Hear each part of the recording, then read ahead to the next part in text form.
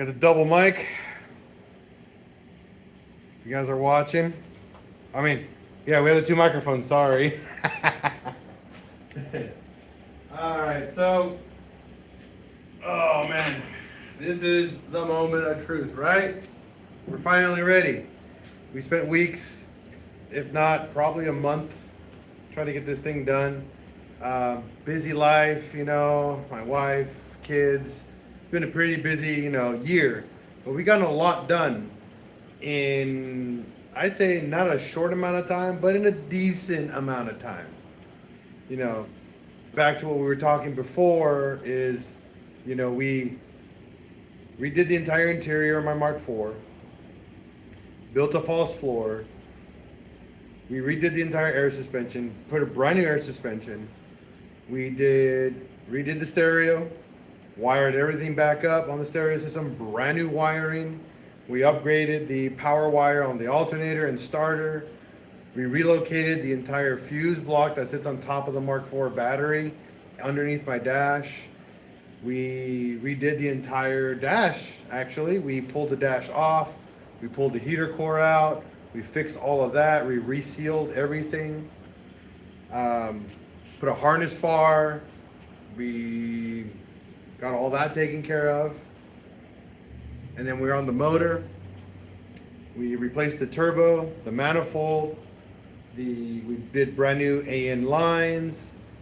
Whew, what else did we do on this car? I mean, I already put all the accessories back on here. So the starter, alternator, AC. The AC is strictly just for the pulley. It's just there for aesthetics. It has no purpose besides it just being there. Power steering pump. We did all the lines, so all the AN lines, the new turbo, intake manifold, fuel rail. Actually, the fuel rail is brand new on this as well. If we turn this around, I mean, that looks gorgeous. So I'm waiting for more and more people to show up before we go and do everything. This video is being recorded on YouTube, so we all can be like, hey, we need to rewatch it. It's gonna be there. So I'm just waiting for more and more people to join before we start going and start doing the work. We're gonna put the motor back in the car. So my Mark IV is actually up in the air. You guys can see. Well, it's up in the air on jack stands. You see, there it is. So I use VF Engineering motor mounts on this car. So the VF Engineering mounts are pretty solid. They're as solid as you can get. They're legit. All the wiring's over here. I just disconnected the battery. Oh, I pulled the downpipe out. So the downpipe is now ready to go. Right here. So downpipe is now officially removed. This is going to be a part of the giveaway. So I'm going to be adding this downpipe, a turbo, a wastegate, injectors, and maybe some fuel lines and other stuff with it as a part of a beginning turbo kit. That's kind of the idea with this kit. I'm going to rebuild the turbo and then give it to somebody. Why not? Bro, I think you got some pieces missing. Yeah, I just explained that. There's a lot of stuff that goes to a turbo kit. I'm not giving away a complete turbo kit. I'm going to get you a starter kit. Why not? But yeah, I have to have someone fabricate me a brand new stainless steel downpipe for this setup. What's missing under the hood? I'm moving it in right now. I know there's like nothing in there, but it's on its way. If this is your first time joining the live stream, the engine is right behind the camera. So you missed out on that. We're actually going to be pushing that in right now. So I'm just waiting for more people to join before I do any work.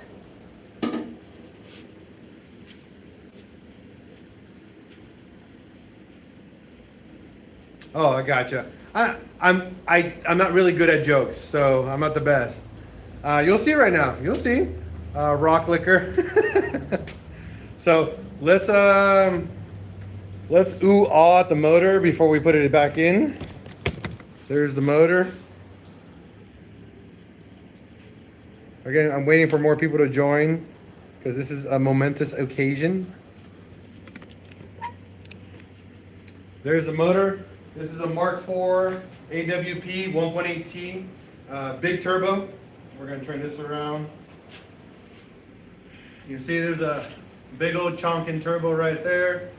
880 cc injectors, integrated engineering rods, Westco pistons, SuperTech valves, intake and exhaust, full Ferrara titanium springs, retainers, brand new lifters, ARP hardware on the entire block, integrated engineering block girdle, Mamba-Tech GT37 turbo, just a log type manifold, ball bearing turbo, dual ceramic ball bearing. We made all the lines in-house, integrated engineering high flow fuel rail, integrated engineering intake manifold. We got a Clutch Master FX 400 clutch and light and flywheel. Cryo hardened gears on the transmission, up to 700 horsepower for the transmission. And just your standard accessories on the engine, and that's it. So pretty much technically it's a 700 horsepower motor. We're not definitely doing all that. But yes, we're getting ready to put this in now. It's been a long time coming. We need it in this car. I'm tired of it being there. I want it in there. So let's get to work. All right. We definitely have a lot of people joining on TikTok. Thanks for tuning in. Let's get you guys rolling. All right. Just going to set up the camera. So there's the engine. I'm in the engine bay. Let's start moving this bad boy in. Thanks, Rock Liquor. Oh yeah, that's my trailer's right outside. The trailer for this car, I actually have it outside. That's actually next and part of the whole project of rebuilding, redoing the trailer, because we're going to be doing a lot of work on that as well.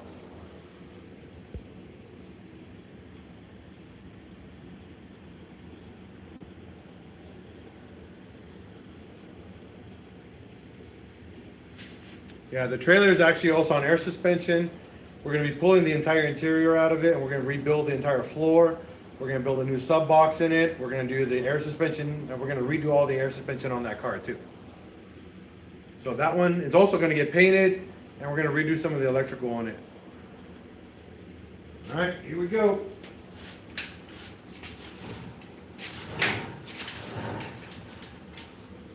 So if you guys ever install a Mark IV engine, or there's a couple ways you guys can do this.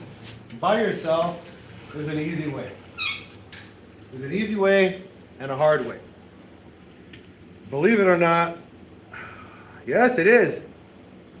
Those are not ECS tuning mounts. These are VF engineering mounts. This is what ECS tuning copied.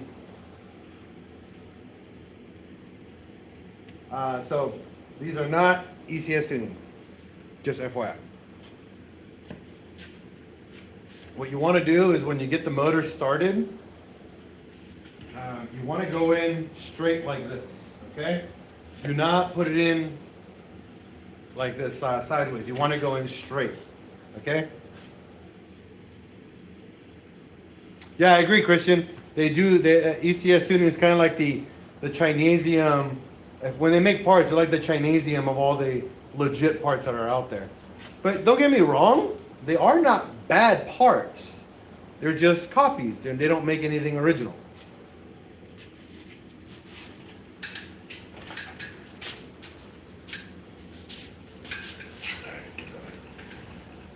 So what you don't want it to do is go sideways and go into here. So you want to kind of get it in. All right. When you get to here, all right? When you get to here, you need to lower the engine. You got it?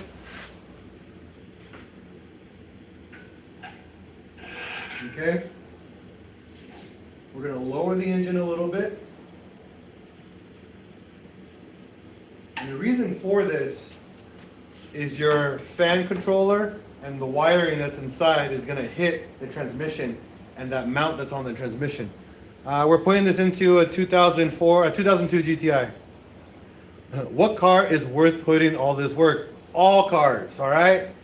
If you love your car, all cars are worth it. Unless it's like a Geo Metro, then don't worry about that. Yeah, it's gonna be front wheel drive still.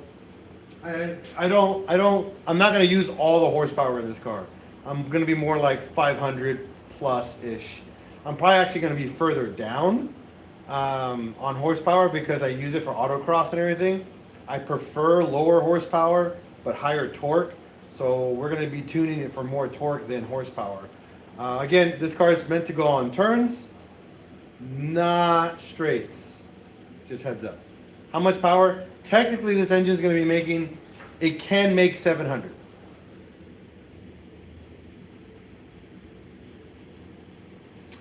Christian, are the axles? Well, I have Raxle, so these are full-on race axles on this car. I have a limited slip differential on the transmission. I have no worries about traction at all.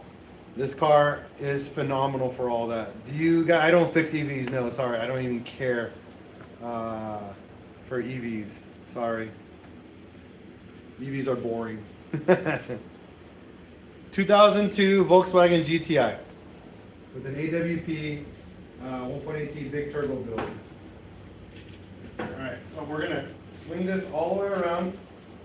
You'll notice we're much lower down here. What we want to do is get over here and kind of go that way, and then we're gonna go in, and then we're gonna pump it a little bit. And you don't want to go too high because you're gonna hit stuff on the left side too.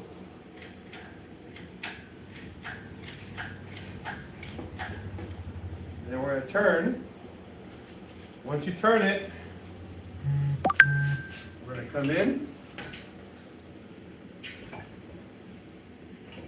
Okay. We're officially in.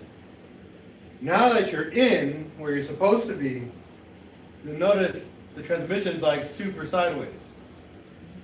The way that we get that fixed, you put a jack underneath. You line up the motor mount on the engine side. Line it up. You don't install it. Just line it up, and then you get a jack on the other side, and you pump up that side. Once you have it up high enough where it evens out, then you start bolting things in. Got it? So for us to get all the way in, we need to get up pretty high.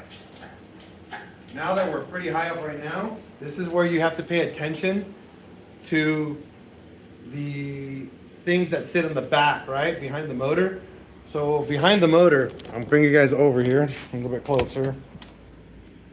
Sorry. There you go.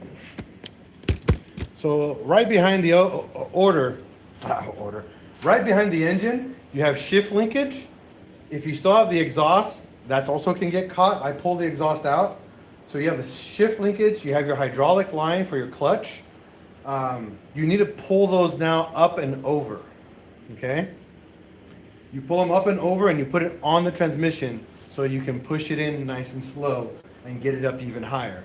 This is the time to do that, because if you get too far in, you're gonna pinch those cables and you're gonna try to yank stuff out. Don't do that.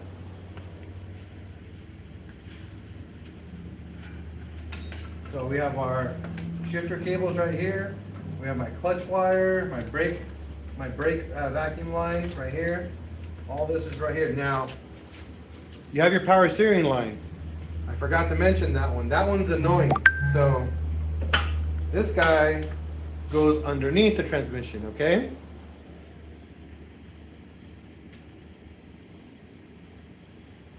Do you like VWs because they can handle boost? No, I like VWs because the community around the VW community is better than any other community out there in the car world. I used to be a big JDM guy before I got into VWs. Hated the community. People suck.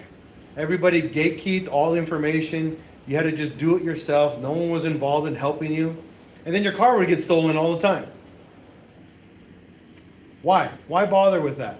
You know, you had fake friends 90% of the time, and then it just sucked. And then the muscle car group, they're just all dicks. They just they're fun, or they're not. They're just dicks, you know.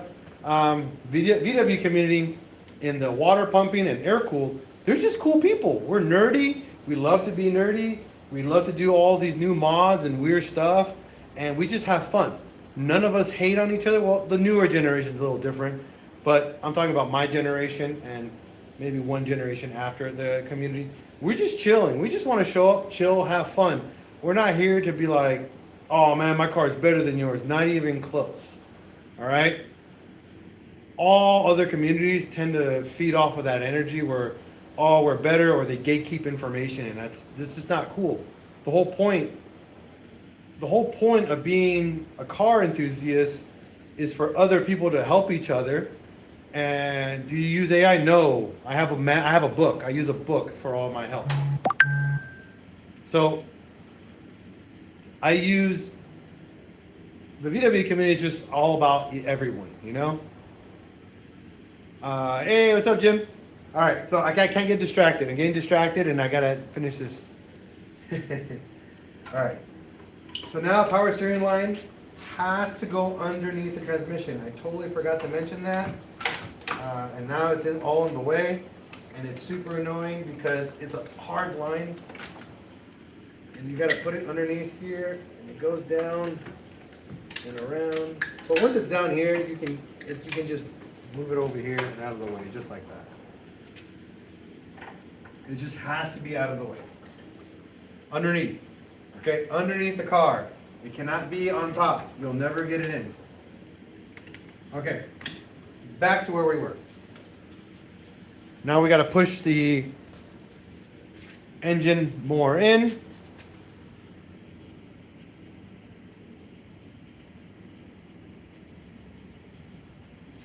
And then we're going to go up higher. Yeah, I'm just not a fan of gatekeeping information. It's just not cool. Why? Why do you want to gatekeep information? What does it gain you? Does it make your pee-pee smaller or bigger? I don't know.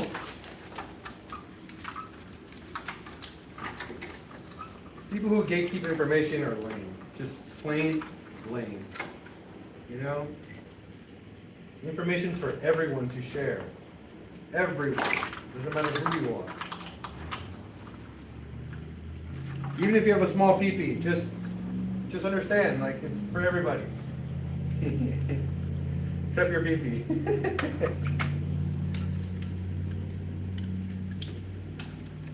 Alright. Now we gotta go up another couple inches.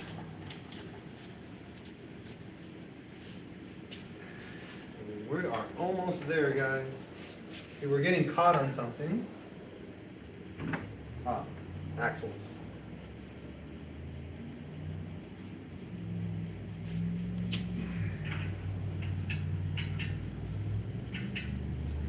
Okay. We're officially right underneath the engine motor mount. Now we gotta work on the transmission mount. So the transmission mount, like I said earlier, you need to lift it so it lines up with over here, okay?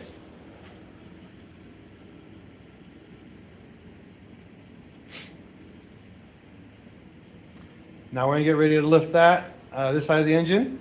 Yes, it's a VW. We're gonna lift this side of the engine, and then we're gonna line all that up, and then we're gonna bolt it down. Everything we bolt down has to be done by hand. Do not torque anything down with any type of tool. Understand that? You have to be able to thread these in by hand. The moment you do anything with a gun or a ratchet, you risk, cross-threading something, and then you're just effed. These motor mounts are very difficult to find in brand new condition. You can buy them at the junkyard all day, but they just suck. Don't try to. I'm just saying that right now. All right. Now I'm gonna get my jack. We're gonna lift right down below. Kind of a funky spot to lift it in, but we're gonna use a wood block.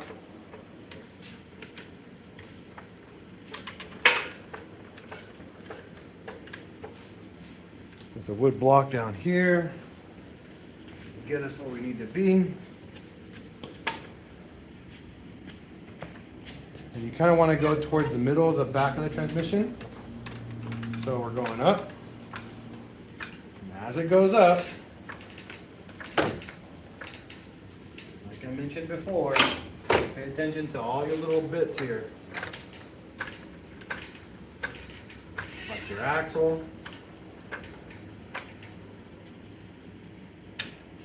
We want to go forward. So here, as you go up, you're going to have a scenario just like this.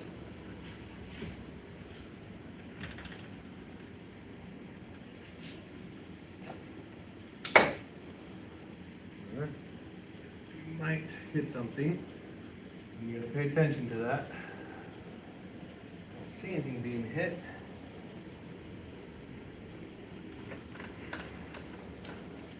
So currently, I think I'm too high on my engine stands. I might have to go lower because I can't reach that.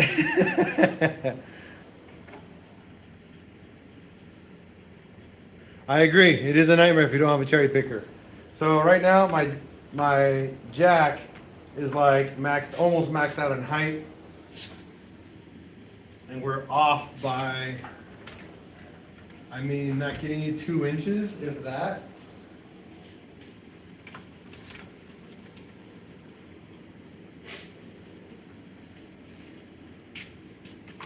And it's all because I put the engine, I went ahead of myself and got the engine really high up.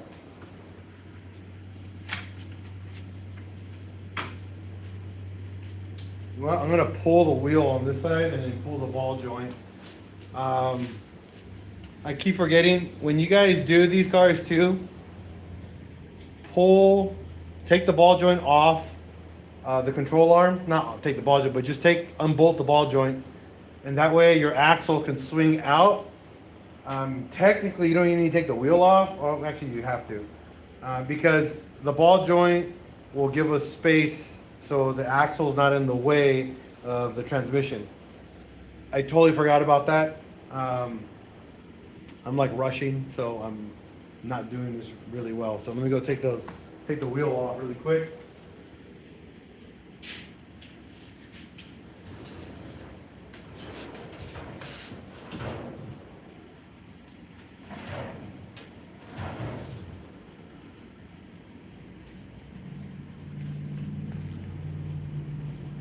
I gotta slow down. I can't be rushing this job.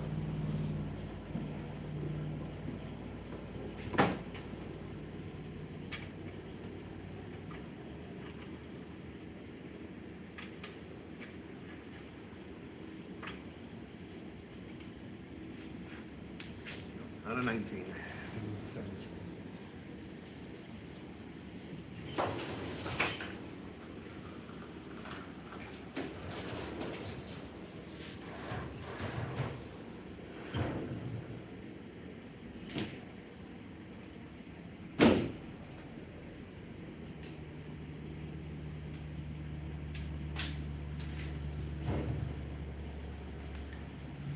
All right, right now is a good time to turn your volume down. I'm gonna take this wheel off really quick.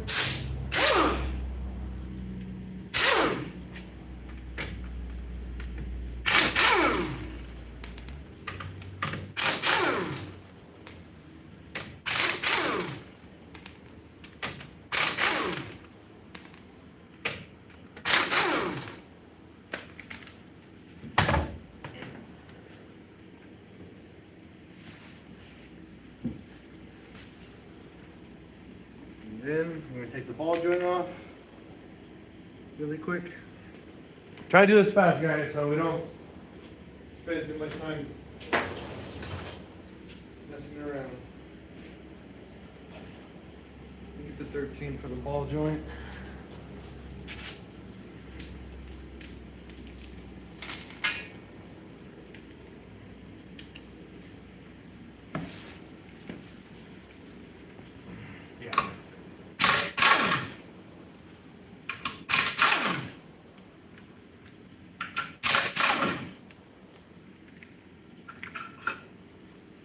All right, ball joint removed. Now the axle can come out of its way.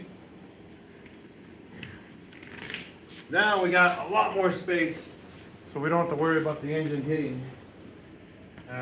So the axle is like exact, you know, because that's when you put an axle in, it's supposed to touch the transmission. The transmission is being hit by the axle, so you gotta take the ball joint off, and then the axle's no longer in the way. It's pretty straightforward.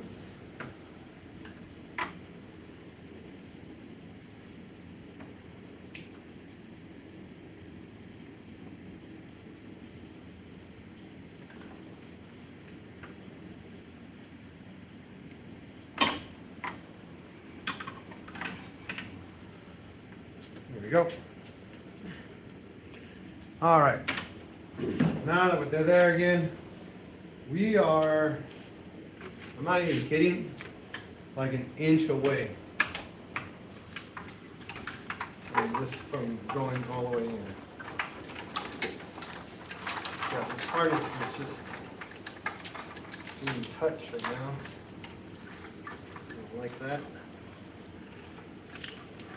There we go.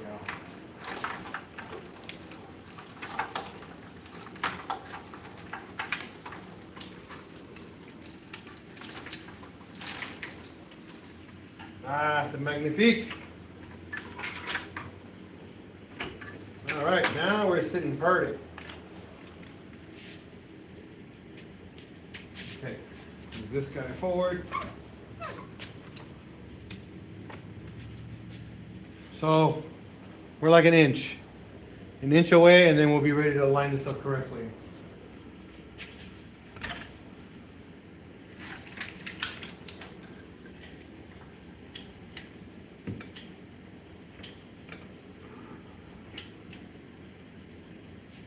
So now that this side's touching, we need to get this side to touch too. Okay? Now we have both motor mounts touching. That's exactly what we want. We want them to touch. Now, you're going to notice it's going to touch at an angle. Don't let it do that. You don't want it going this way or this way. You want it to go straight. If it happens, that means you have to pump on this side, wiggle the crap out of this until it does its job to straighten out. Because what's going to happen when you thread the bolt in, it's going to cross thread. Got it, guys?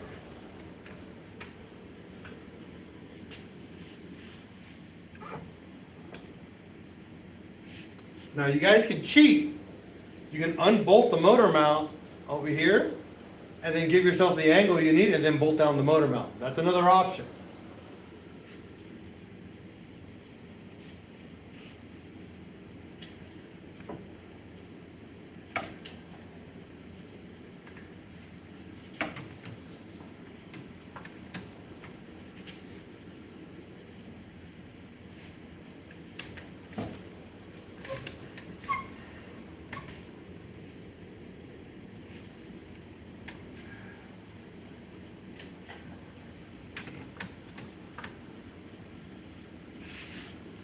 Oh, this is looking good.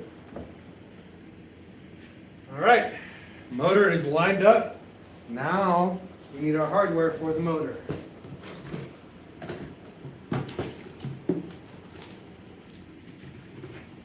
So I use forged grade 10.9 hardware. This is reusable hardware. These are not torque to yield motor mount bolts. You got it, guys? I do not use torque to yield bolts on my setup. The reason for that, I don't like buying bolts all the time.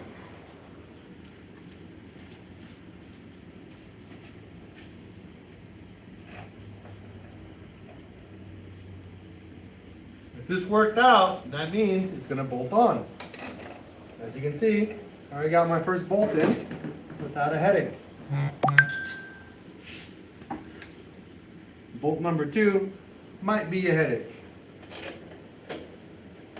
Maybe.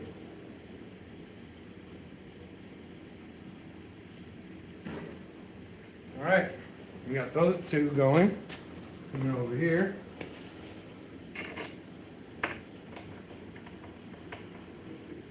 Beautiful.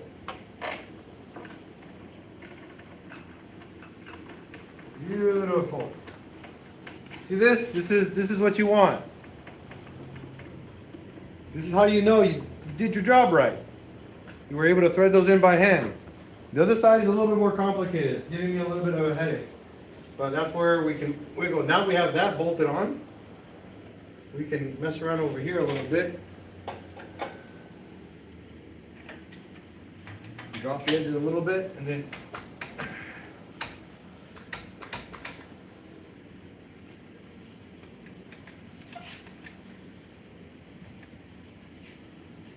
see where all the grief is coming. Ah, see, I see the problem.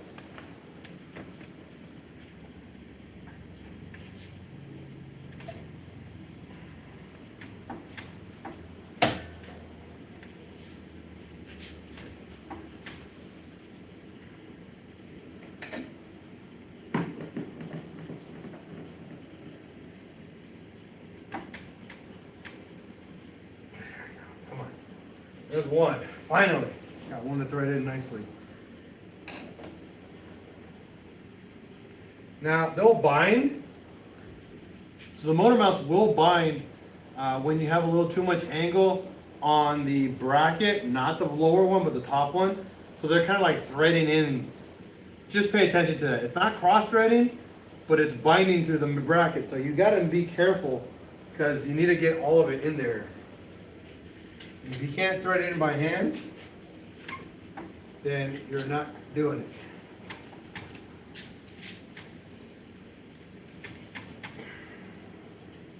I got one side perfectly on here, but the other one, no. So what I'll do, I'll get my 18 socket.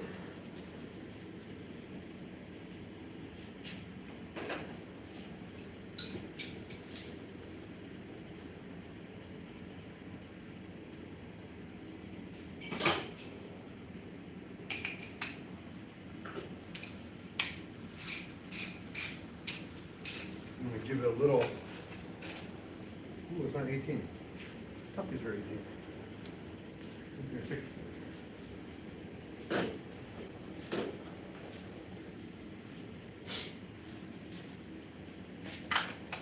Yep, 6. Alright. I'm going to get a little help by tightening down the one I was able to thread in by hand.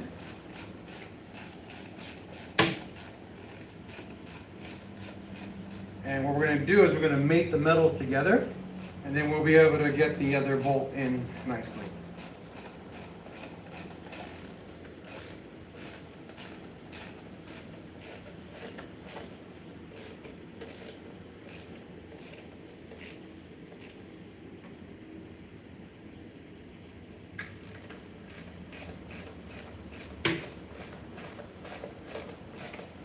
Just like that.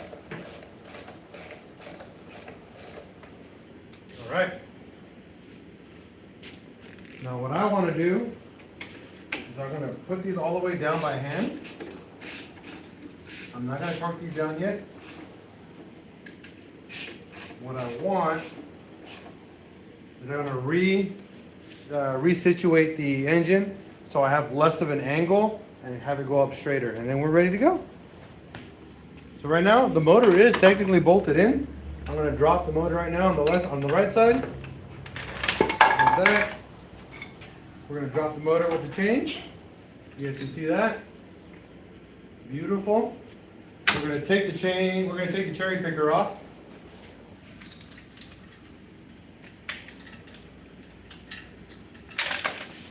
Because we're no longer going to need a cherry picker. We're just going to use the jack now to finish the job.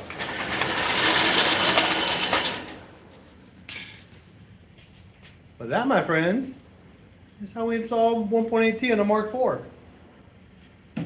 Not too bad, huh? Not too bad for this old guy. We're still not done yet, because we want to get it set up right. So, I need two of these, a little bit more height.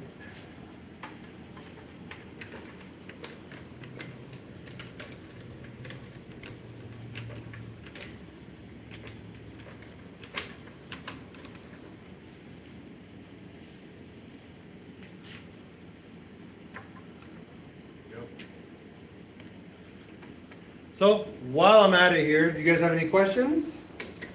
Anything I can help you guys out with right now, since now it's installed? Oh, it looks so good in there. We have like almost half an inch of space from the turbo to the firewall, so it is tight.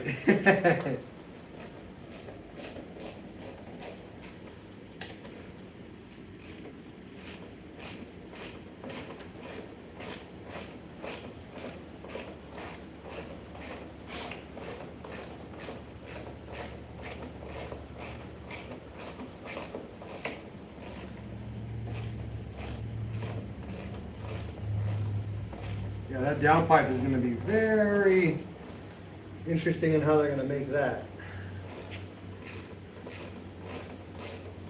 I'll tell you that.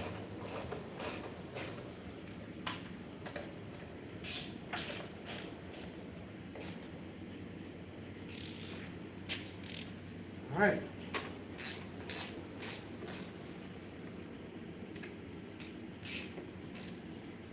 So one thing that you do have to pay attention to is alignment. There is an alignment bracket here on your motor mount. You need a Phillips screwdriver and you need to pull the motor mount whichever way direction so you can straighten that motor mount up. I'm pretty much straight on the driver's side, I mean the passenger side. We still need to get the driver's side straightened out. So I just noticed that, so we're gonna break this loose a little bit. We're gonna grab a long Phillips, something chunky to give you a decent amount of leverage. And we're gonna pull this guy towards us, if we can. If not, I guess it'll be. Nothing touching over here.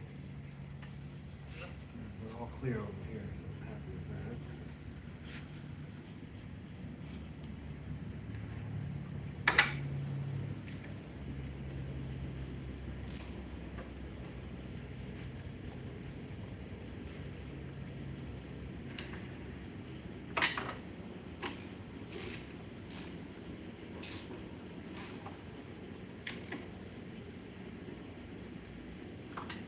All right, all done.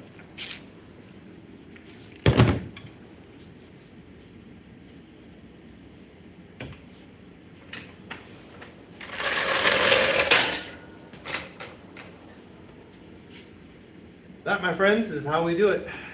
How many minutes? 38 minutes on my live. Thanks, man.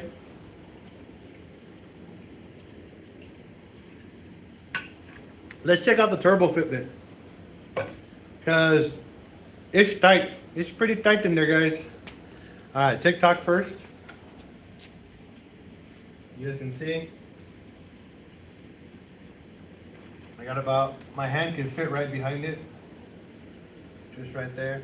Not too bad. Not too bad. We got a decent amount of space. I'm actually impressed. Check it out, guys, over here on YouTube. Same thing. See that? We got just about half an inch of space here. So yeah, it worked out. Now the next step is that we gotta run our fuel lines. So fuel lines are next. We got the AN set up. I'm gonna be finishing this up. If you guys still wanna watch, we can do the wiring together, because this is gonna turn on today, by the way, guys. I'm turning this on today. So if you guys are interested, stay tuned. There's so much more. Please like, share, and everything. Keep adding more people to the video, because we're gonna turn it on. I wanna hear this thing run. So I'm gonna get this off. We gotta get all this other stuff off of here so we can get the motor on here. I mean, lines, all the lines going. There.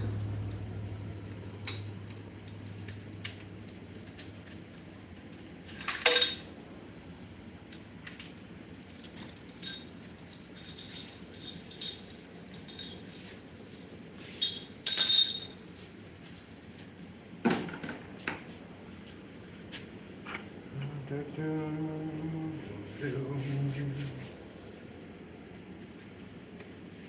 all dusty in here. Okay, so we're gonna put our new AN fitting over here. Because we have an AN line, a brand new fitting for the fuel injector. None of this is bolted down, but now I'm gonna actually bolt this all down. It actually needs new gaskets as well. I need intake manifold gaskets. I don't have them on here. I think they're just on here. So we gotta do that. I went to Parker Hose today and I got all the oil line. I got the oil line finally situated. So yeah, that's good. Okay.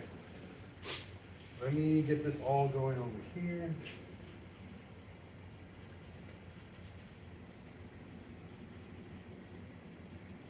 Cool. This is what I love about solid mounts. You can barely move it. And that's all those are only 2 mounts. I don't even have a dog bone mount installed.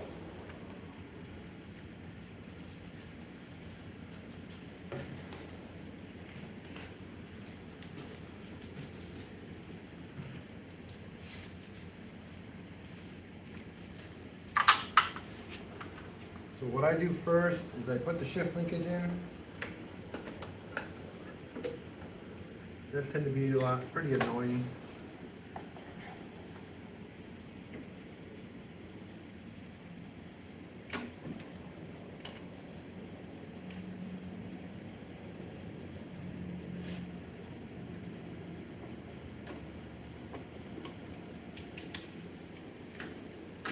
Slave cylinder here.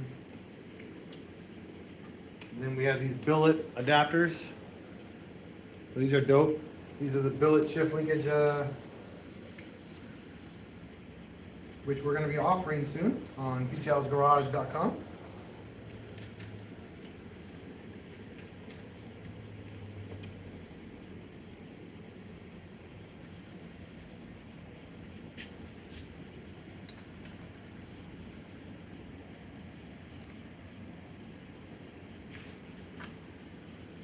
So everything that I put in here has to go in by hand, like I said earlier. Always install everything by hand. That way you know it's in correctly and not cross-threading.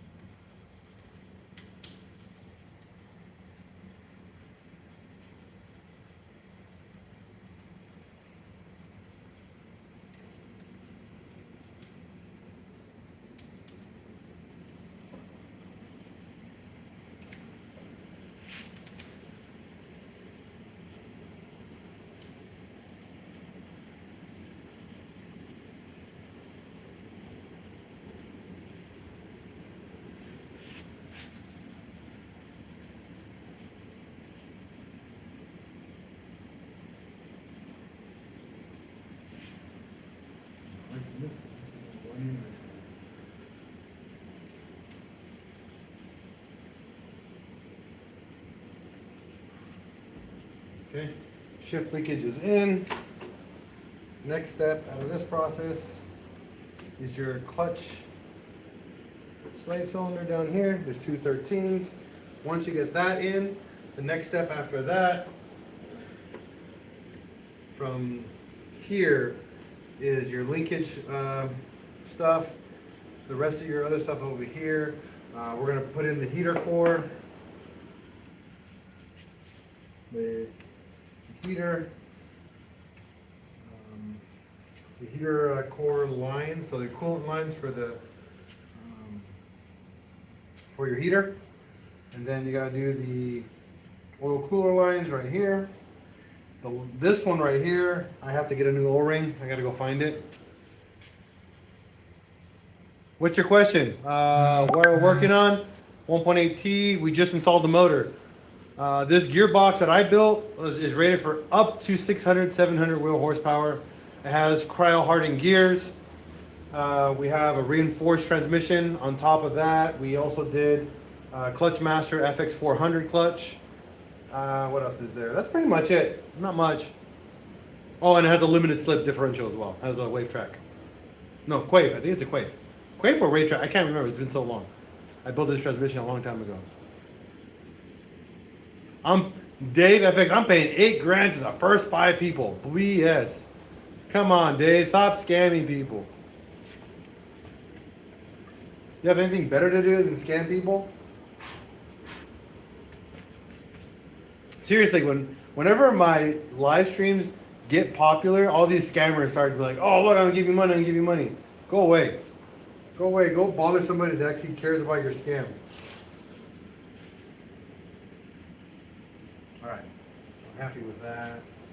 This is going away. I don't need these anymore. Don't need a manual boost controller. Let me take that out.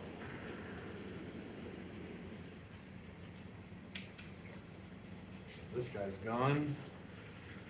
My manual boost controller, no more. And this coolant line for later. Let's see.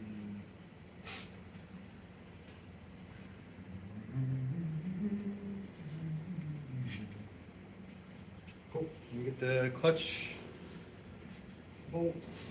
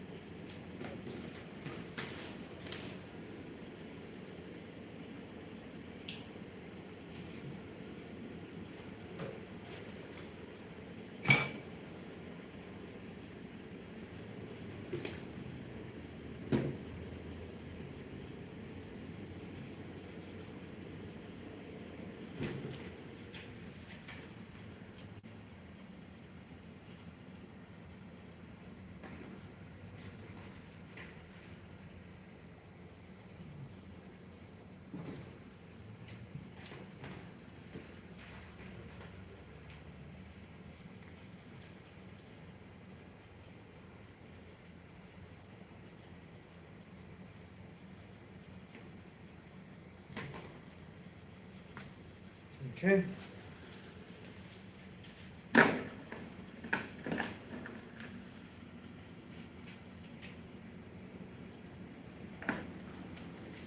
Found the right one of these.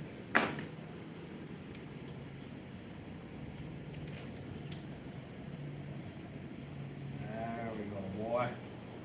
That's the right one. Okay. There's that. This guy here.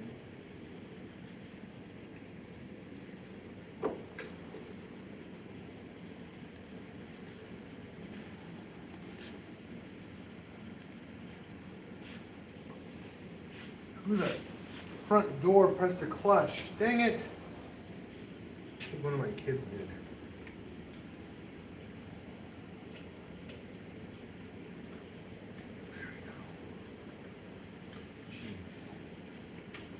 Yeah, so rule of thumb, don't press the clutch in if you don't have the slave cylinder inside. My kids probably did that. And when that happens, the plunger comes out and it's heavily pressurized. If that clutch gets pressurized more than once, you're gonna blow the slave cylinder and that's the end of that. You gotta go buy a new slave cylinder. So be careful with that.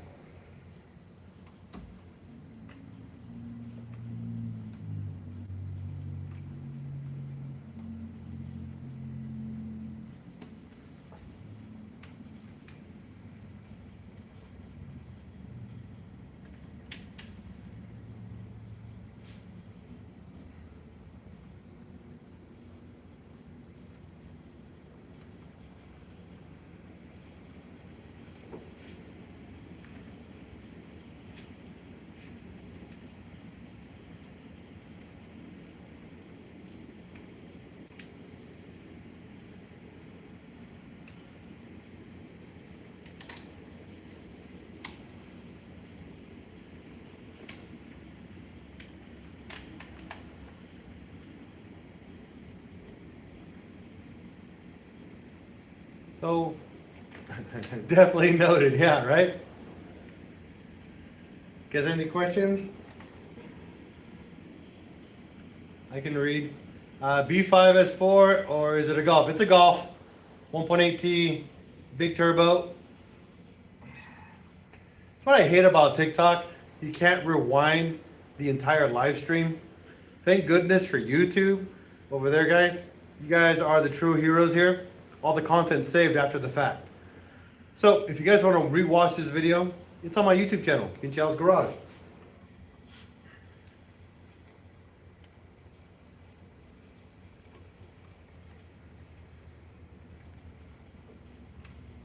Because we got more coming. All right, there's that. So that's in. I'm not gonna bolt that down yet. We just want everything put in its location. All right, now we gotta take the manifold out and get the gaskets out. I have to check it out for sure. Yeah, no, definitely. So the entire build is on my YouTube channel. So you guys can watch the entire build process of this car. It's all there. That's why YouTube is superior.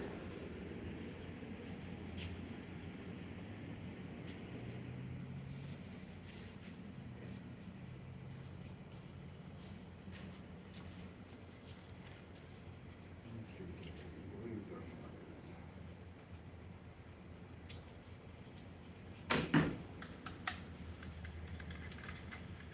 Now I get the injectors out. Just need to take.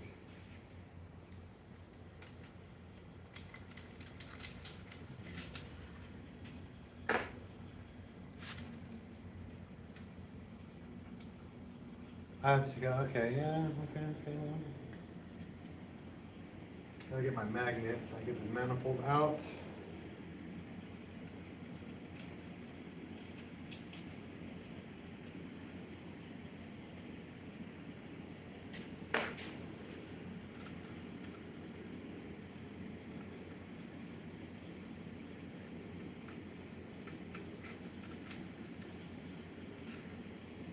Browning gaskets on here. Oh, and by the way, what's your opinion on a 2011 A4s? I've been looking into some. So A4s are really cool cars, but they are, you want to talk about a maintenance queen. Audis are maintenance queens. They're even more than a VW. If you get an Audi, make sure it has Quattro.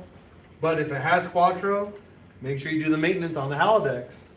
Those Quattro, pretty much all-wheel drive systems, need a lot of maintenance. They're not just get up and go cars. So you have to make sure whoever you're buying it from was also a maintenance queen taking care of that car. Believe it or not, most people will take care of everything on that thing besides the engine and the all-wheel drive system. And then you're going to have a turd, you buy it, and then it's a turd. Why? Because no one took care of it. Or no one put the effort into taking care of it. Yeah, I highly recommend that you do your research, and before you buy it, definitely, how do you say,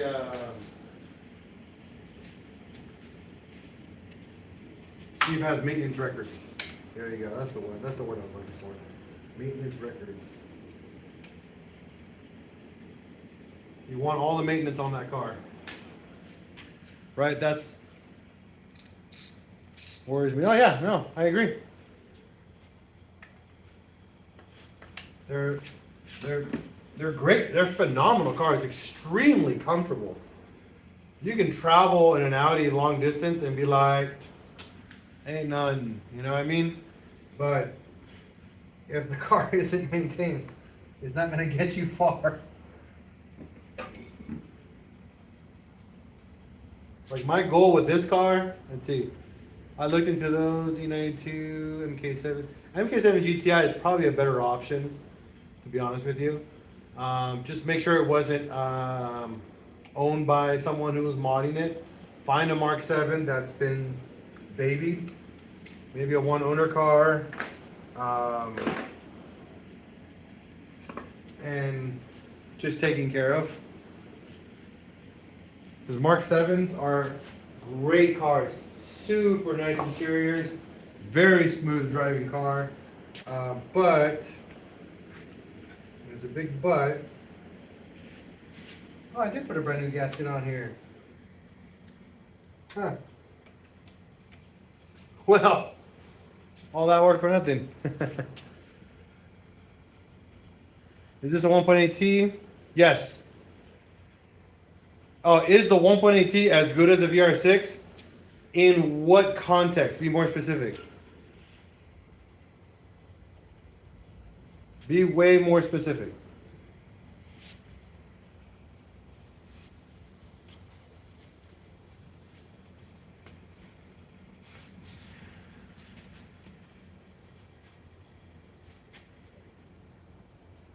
Believe it or not, you're gonna be like, oh man, all-wheel drive and all that.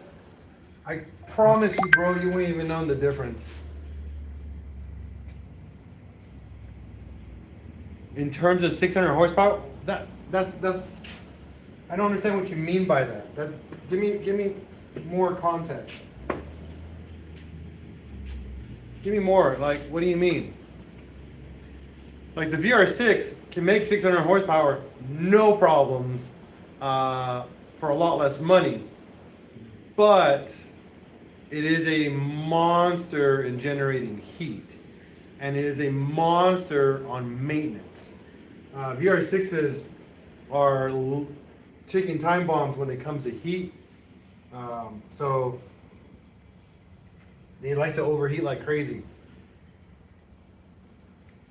But built right, they're best motor. Okay. Let me guess I give you some guidance on that. I'm not gonna say it's the best motor, okay? Okay, not the best motor. Now, in terms of reliability, the 1.8T in performance, okay, performance and reliability and performance. The 1.8T versus the VR6, the 1.8T is more reliable. Okay? Now, that's going to be debatable with a lot of people. This is my personal experience over the years of driving and owning both. VR6s, if not watched and taken care of well, are going to have a fun issues with heat, oil leaks for days. The timing chains aren't too bad. You get about 70,000 miles. Now that's on a stock VR6, okay? But you're like, I want to make horsepower.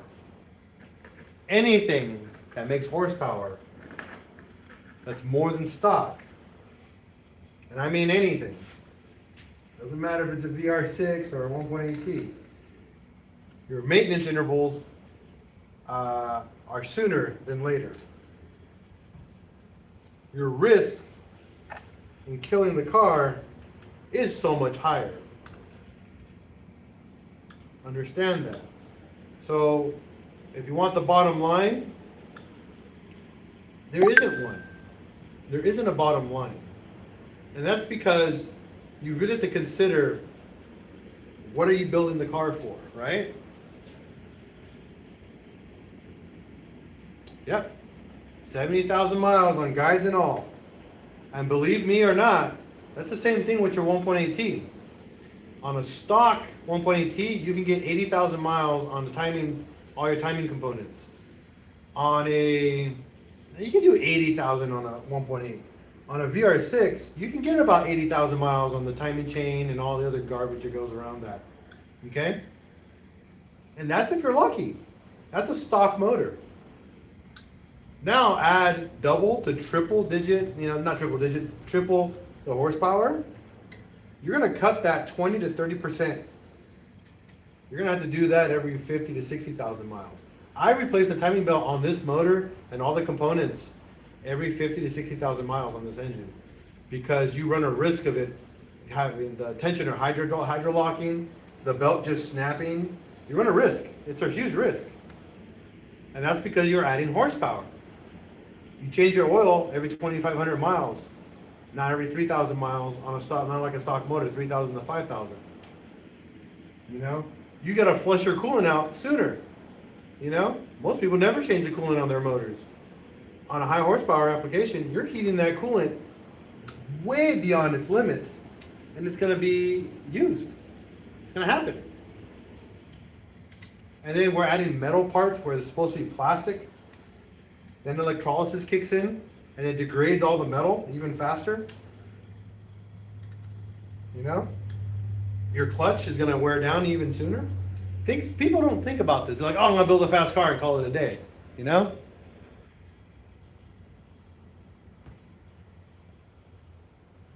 Well, understand, Steve, that's maintenance. Rotaries are bad. This is just maintenance. And Chief, he's 100% right. It depends on how you drive it too. If you beat on any car, yes, do your maintenance sooner. You're gonna have it fail sooner if you don't. Fluids degrade. And when fluid degrades, then your engine decides to have a heart attack down the road, you know?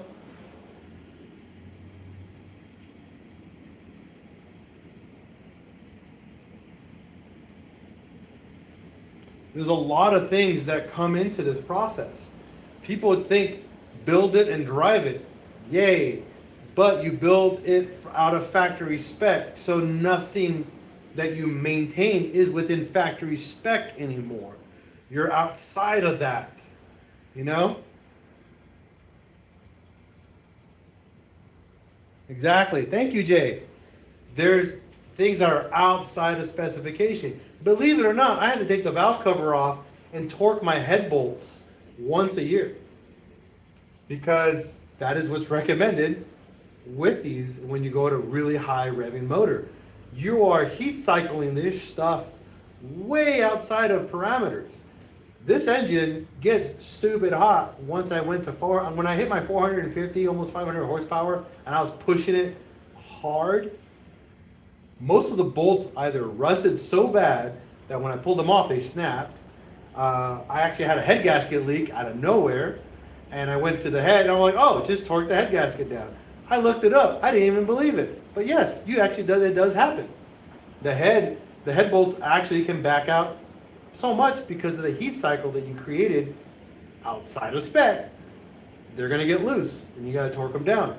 It happens. It's part of the racing scenario, right? Or building horsepower. It's crazy. Speed run, no. I change the oil based off of mileage. I don't race my car. I autocross it. I drive the crap out of it. I also take it to canyons. It's built for spirited driving, not for actual racing. No, Steven, that's not meant for that. It's these bolts here on my engine are forged, so the ARP studs, they're not meant to stretch, so you can retorque them. If you use factory bolts on an engine, they are meant to stretch, and you retorque them, they're going to snap. Very, very different. Very different. You can't do that with factory hardware. This is all aftermarket. All aftermarket hardware. No, like I said, about 90% of this engine is not factory anymore. There's like a handful of parts that are like still factory, but not by choice. It's just how it is.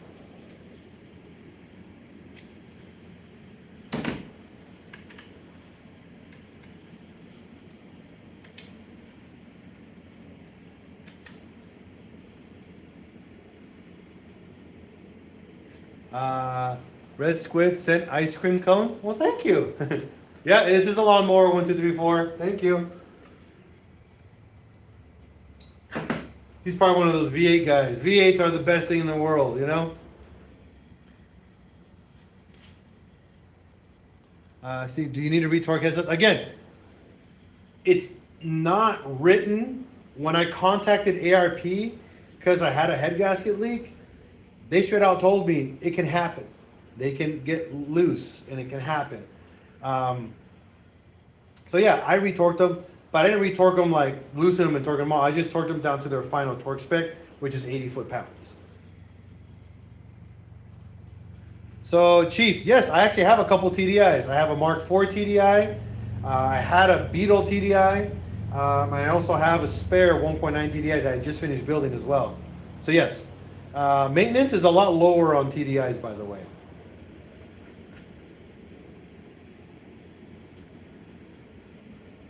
Jay, I appreciate that comment. Yes, every engine has its place, and when people come out here and be like, "Oh, look at that lawnmower engine," or "Oh, it's slow," it's because all they know, all they think they know, is only V8s. And believe it or not, some of the fastest cars in the world are 4 cylinders. If you don't believe me, look up the, what is it, a 6-second Venom Golf Mark II with a 1.8 liter ABA engine making 1,200 horsepower all-wheel drive. Understand, it did a 6-second quarter-mile run. You want to talk about fast? That is nuts. And that's in a Golf with a 4-cylinder, 1.8. They're pretty gnarly. I'm not saying it's better than your V8. I'm just saying with the right amount of money, anything can be stupid fast. That's what I'm saying.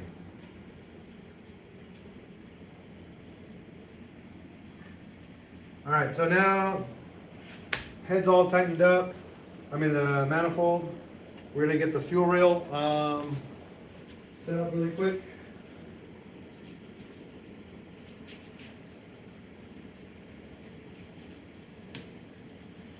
So here's my in. There we go.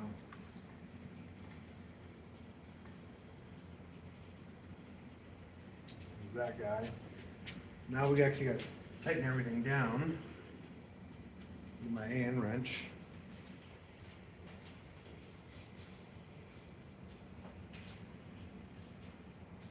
I might not get this engine done today. I haven't even gone inside to eat yet.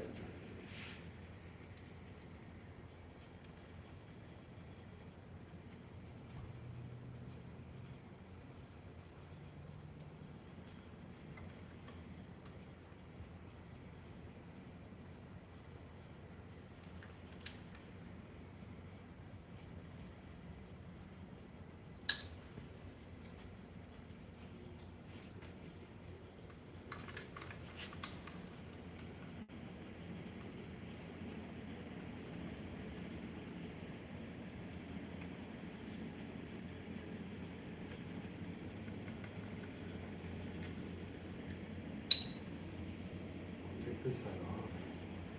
Tighten one side and then tighten the other.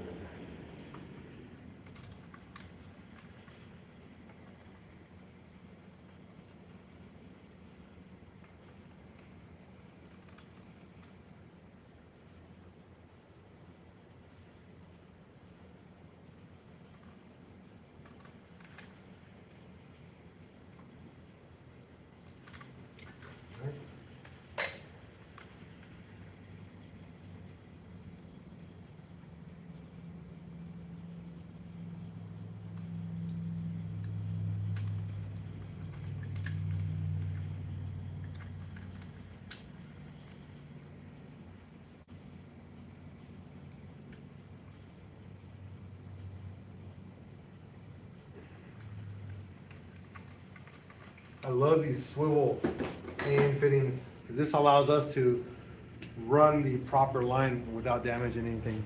Thanks for sending the cap. Thank you for sending the chile. Oh, and a lightning bolt. Appreciate it. I'm doing a 1.3 Suzuki engine at the moment for an SR20. Very dope. Those are dope engines. All right. So now we have the swivel AN on here. So my fuel line. Show you guys my fuel lines that I made. Let me tighten down now my fuel injector rail. I no longer need to worry about it.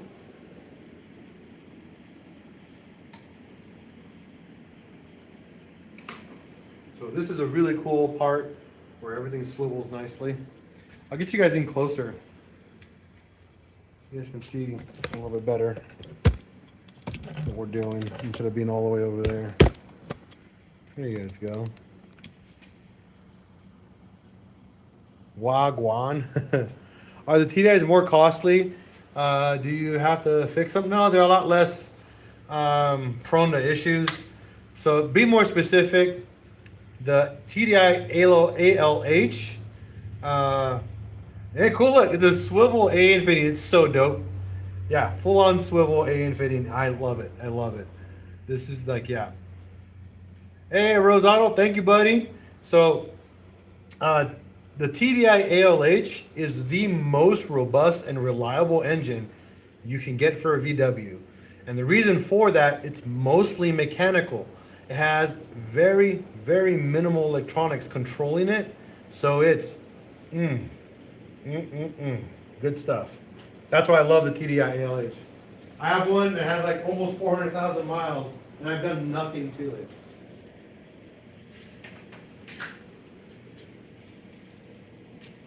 All right, so these are my fuel lines.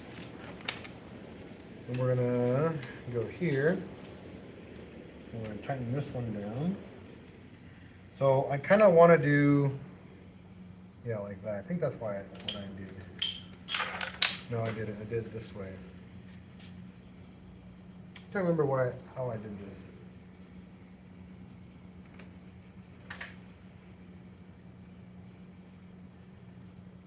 I made these long, so I wanted extra length.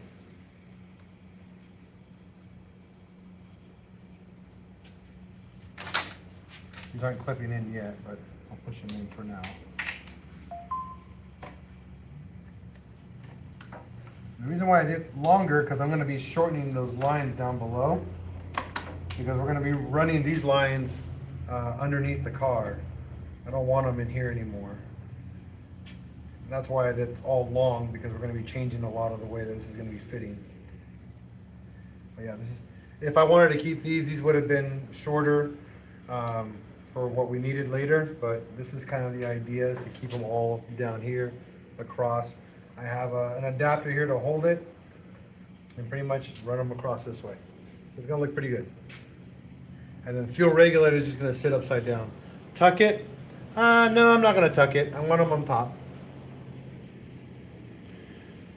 Whichever one comes in the Mark 7 as well. I want 4 of those pistons to put the 7A G20 valve. What? I don't know what that is. Sorry.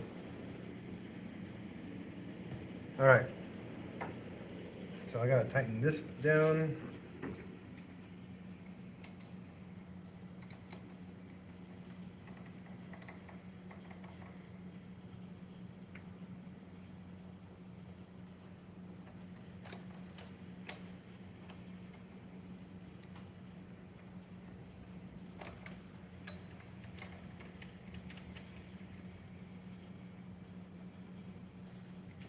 Tighten this guy.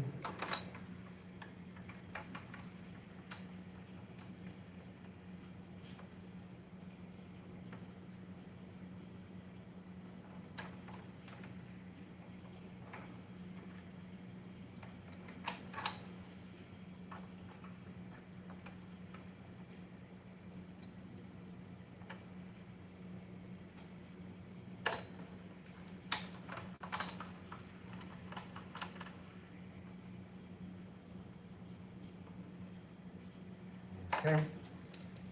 So fuel lines are now set. We're set for that. We're good for that. We have our breather lines. That's going to be later once I get the motor up and running. I don't need to worry about that. Clutch shifter cables are in. I just got to tighten down the bolts. Next is wiring.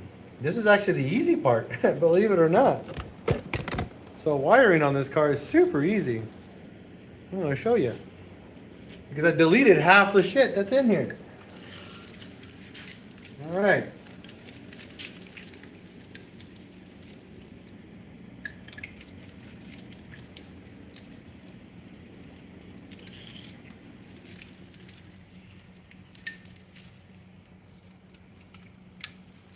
let's break it down. Okay, guys, this is probably quite possibly the fastest wiring install you guys are ever gonna see. All right, we got spark plug harness. This goes right over here. Okay, then we have our transmission sensor right back here. Let me see if I get you guys, there we go. Okay, so spark plugs go here, super straightforward. Now I don't bolt anything down or clip everything, I just let it sit there, okay? Next step is right on top, my fuel injection harness, right here. Now this one sits right here. I did extend them. I don't want to put them over there, but they're there extended. There's a cam sensor, cylinder 1, 2, 3, and number 4. And then cam sensors on the end of that harness. Down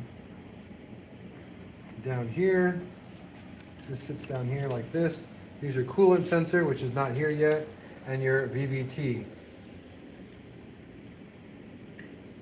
Right here, which honestly I don't even have tuned for that. I think I need this unplugged, but I'll leave it there. So there's that. There's wiring for that.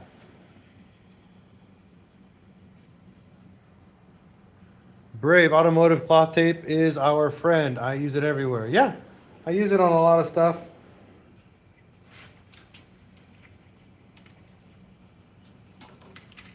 Okay. Now these two right here are our AC and what's it called? Alternator. The AC does nothing in this car. It's just there. It just needs to see a sensor in. I told my tuner, just leave it there. Maybe one day I will put AC back in this car. I don't know. I haven't committed to that. This is our throttle body connector. This is the 6-pin connector, so it's super easy. It's also extended as I rock it on integrated engineering manifold. This pushes it out almost 3 inches to the left. And then there's the map sensor right here. This sits right over here on the side. Don't worry about it now. All right, we're almost done with the wiring. There's a lot of leftover wires that we don't use, so it just sits there for aesthetics. You know?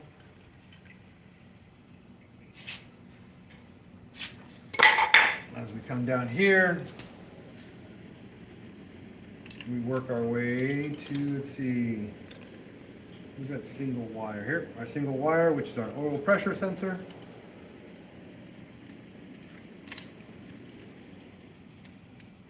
And then there's a crank position sensor. It chills down here. That's the gray one, if you are wondering. And then there's a little loose one. That's our knock sensor for the front of this, the left bank of the block. And there's another one over here for the right bank. Now, usually I just tuck everything into here. This hose is in the way. This is nothing right now. Now, there's a loose wire here. This is for the N80 valve. This is useless. We don't touch it. This is for coolant.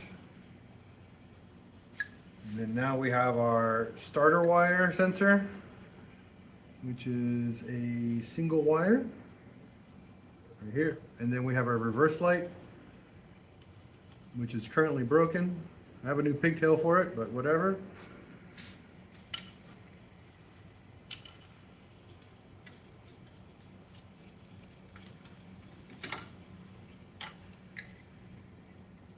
So this wire right here, again, is for the alternator.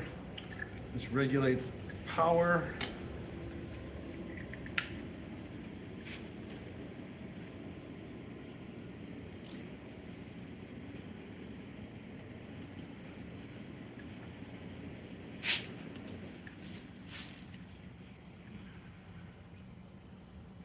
There. I gotta fix this wiring right now. It's a little janky. And then this is it. This is nothing.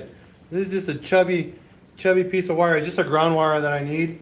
And it just goes to the battery and to the side post that I made for the car.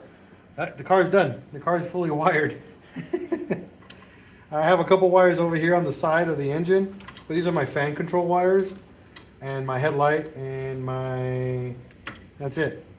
The car's wired. That's how easy it is to wire this dang car.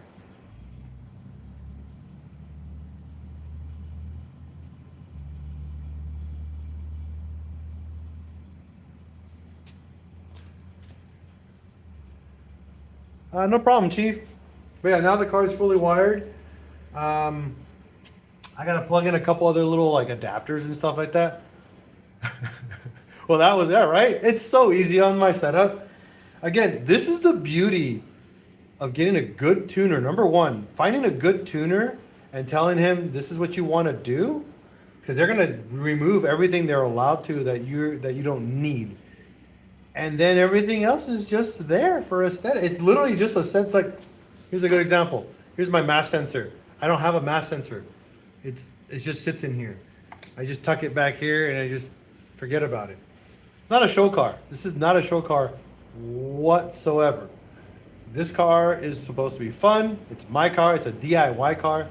It's never been built to like a standard. It's built to my standard. In other words, it works and it does what it's supposed to do, and it's fun to drive. It is super fun to drive. And that's it. And that's how cars should be. When you have cars that are built for show standards and all that, they don't get driven. They just sit there and they just stay pretty. Yeah, it's pretty, but it's pretty boring that you don't drive it.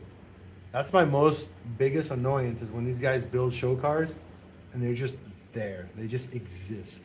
They don't have any purpose. I was just, I just moved from California in December. I now live in Arkansas. I lived in California for 43 years and I just left California for Arkansas, and I no longer have to deal with any of that BS.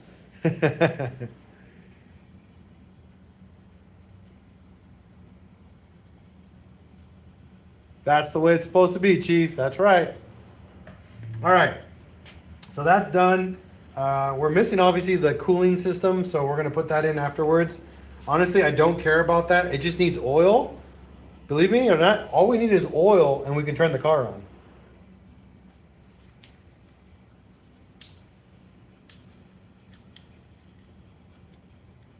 I didn't think I was gonna get to this point, but we can actually turn the car on. We just need to put some oil. I gotta see if I have any though. I drained all the oil in this engine, so I don't think I have oil for this car.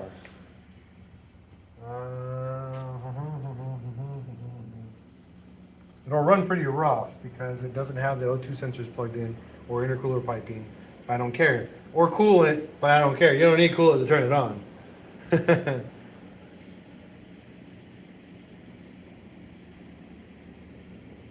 see. Yeah, I just need to bolt down the clutch, and that's it. Yeah, that's really it, honestly. Ooh, this is exciting. Rose Auto Mechanic, thank you. From Jamaica. Yeah, I think we're good. I think we're gonna fire this up. Let me just confirm. That's all I need is just that one sensor, because this is gonna give me a check engine light super fast. That speed sensor, but that's no big deal.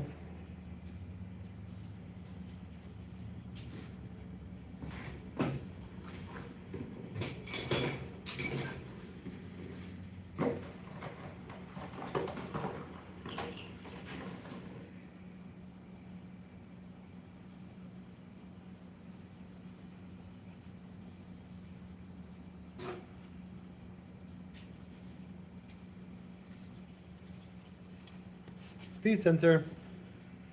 So on this build, I can go, if I open it, if I put all the power, all the boost, it'll do 700 pretty easily.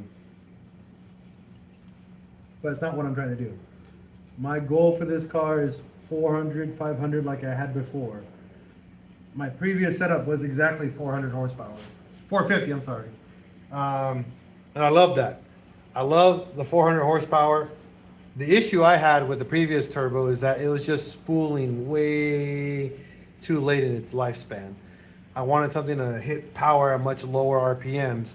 So that's why I went with a ceramic ball bearing turbo. I never heard of speed engineering, sorry, Harrison. So I went with the ball bearing turbo because I really want to build power at a much lower RPM versus a journal bearing turbo. On top of that, I blew the turbo, so I was due for a replacement turbo anyways. So I went a little bit, instead of just replacing the turbo, I did a whole bunch of other stuff just because, I mean, I'm here right now. Why not, right? We're missing the fuel regulator. I don't even know where I put that. It went somewhere. I have to find that too. And I also wanted to go into an internal wastegate. I really wanted to do internal wastegated versus external. It's just easier to tune. Exactly, I want to make power at much 2003. I was making power at 4,000 plus. I think 4,500 was where my boost went to full power. And I hated that just because on autocross and doing canyon driving, it's not predictable anymore. You'll lose control pretty quick. So I didn't want to do that anymore. All right, so that's done. That's done. That's done. Starter, okay. I need the power wire for the starter. Okay, here. Oh. These chonkers are my power wires.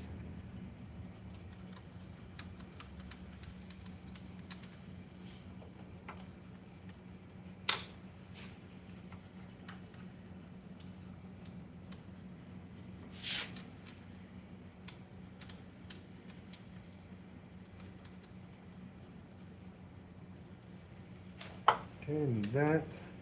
Need power for the starter.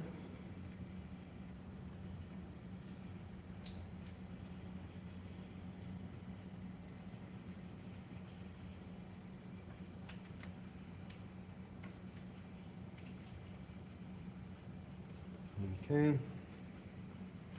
That's all good. I wish there was more you could do with inline 5 Golfs. They sound amazing. I agree. And yes, you can do a ton with a 5-cylinder Golf, the 07K. You can build a turbo. They're super easy to turbo. And they can make a ton of power. You just picked up 8 MPG. I agree. My shop is in Texarkana, Arkansas. That's where I'm located. I left California to Arkansas because I wanted freedom. I wanted more freedom. And I got it. And I'm happy for it. Because Arkansas gives 0 Fs about what you do with your cars. They just want you to drive. They want you to pay taxes. And I do all that already.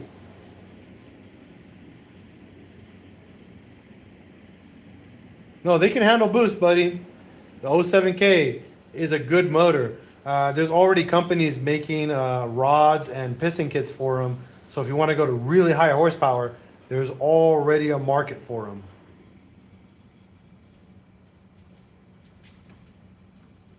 Yeah, a lot of influencers are pushing the 07K engine.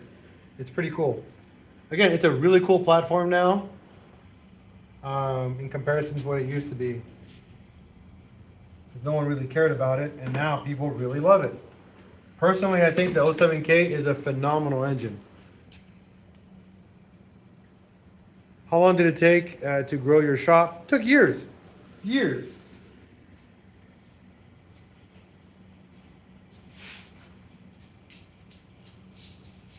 And my shop is very specific. It's very unique. I'm a big VW guy, man. So I'm not the guy that's going to be like, oh, you know, I'll build anything. No, I'll build a VW before I touch anything else. I love everything else. Everything else is super cool, but I don't really care for it. You know, cars are cool. I love all cars. I just don't care about them.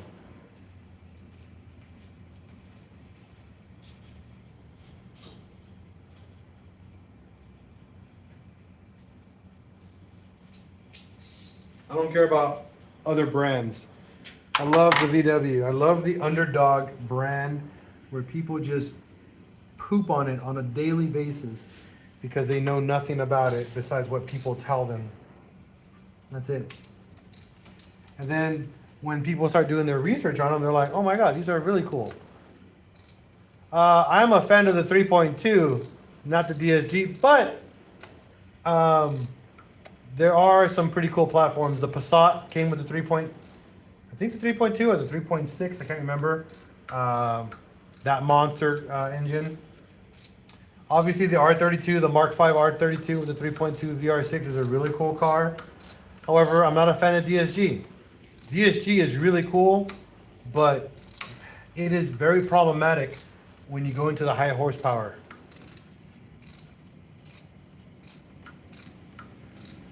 They are a top brand. I'm not gonna say top German brand, but they are a very good brand. Don't get me wrong.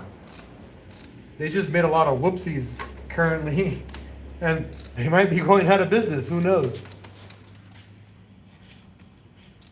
That's the sad part.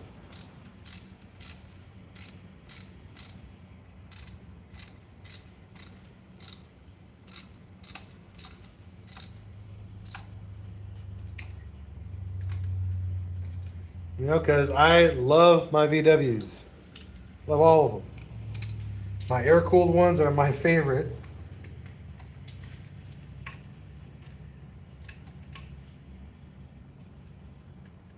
A little bit longer extension. That clutch is almost done.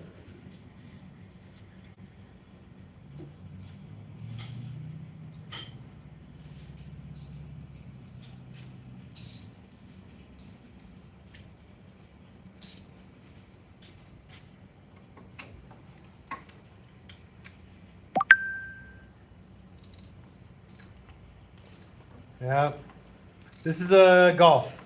It's actually a GTI, but same thing. Mark IV, big turbo.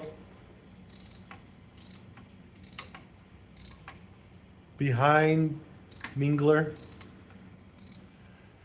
I'm that way Subaru. I don't know why, I just like them. They are quirky, but Subarus are very problematic. They're cool cars. They're just, you want to talk about a problematic car, Subaru, man.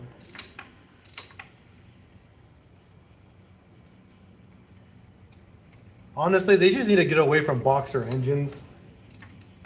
Start building like a normal engine. I think that'd be a better product. The one brand that I wish went back into building like performance cars is Mazda. They kind of went off that train. I don't know why. I love the Mazda Speed. Especially the little Mazda Speed 3, the wagon. Oh my God, it was such a cool little car. I'm actually been considering buying one.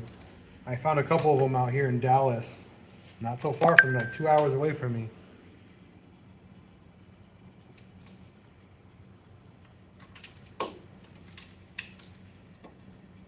I've considered buying one because I just love, they look so good. But I'm talking about like first generation Mazda Speed 3s. The last models I did not enjoy because that front bumper just had a crazy smiley face and I hated that. If they had a better bumper, then I'd probably consider it. Clutch is down. That's all down. We just need to get some oil, guys. We just need some oil. I don't know if the fuel lines are in the right order, but I think we just need oil. Let me see if I can find some oil and see if we get this bad boy started because I'm excited. I don't know about you guys, but I'm excited for this. It's going to be stupid loud, by the way.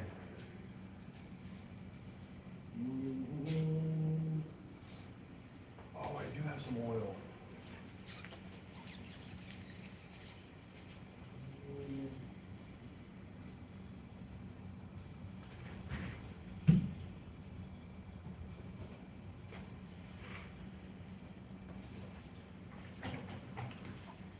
I got some Rotella T6 540. This will do.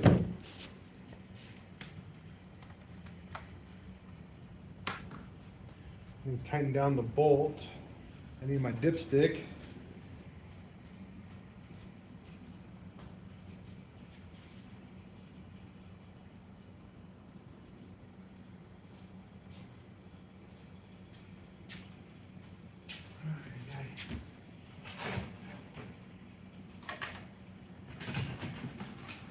There's my fuel regulator.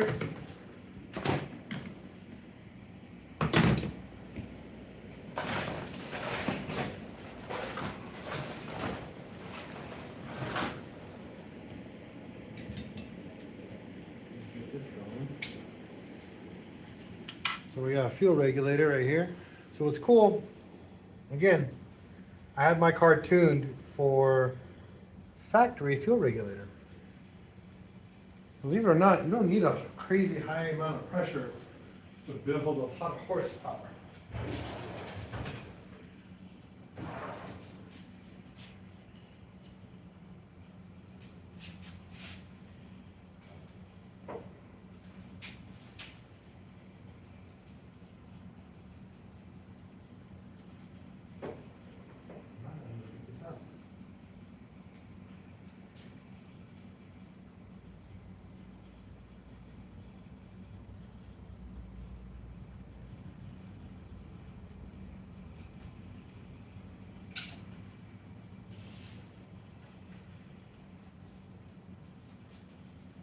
There we go.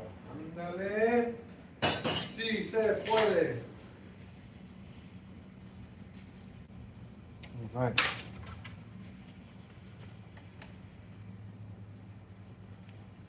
Here's that.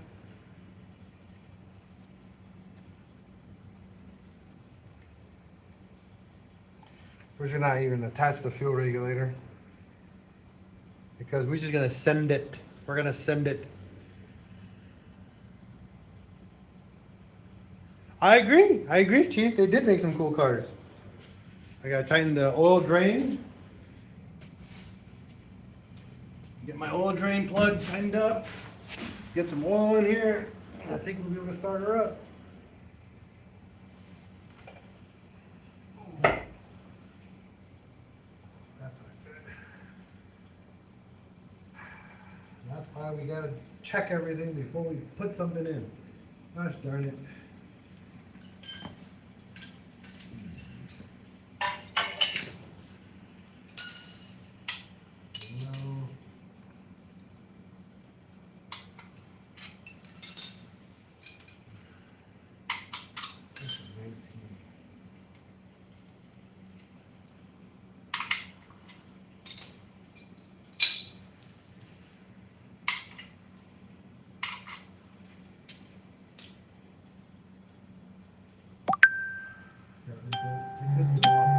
Okay.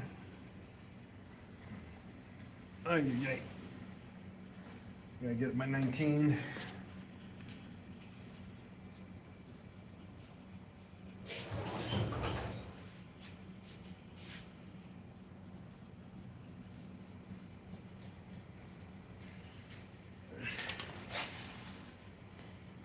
So I don't know if you guys ever done a brand new turbo before, but you have to prime them. You can't just go and turn them on. You have to prime a turbo. I'll show you guys how to do that. Super easy, but it has to be done.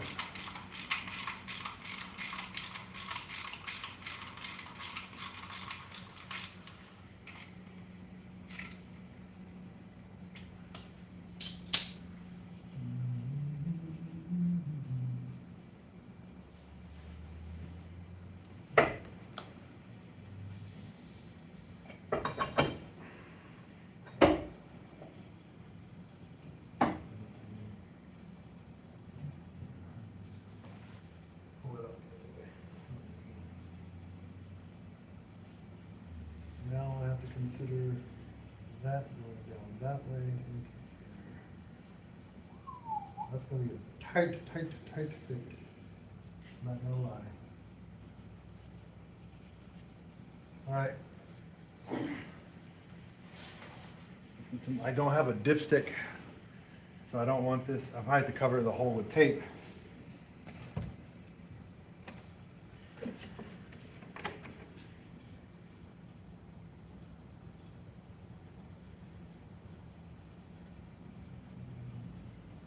I'm gonna probably put 3 quarts in here.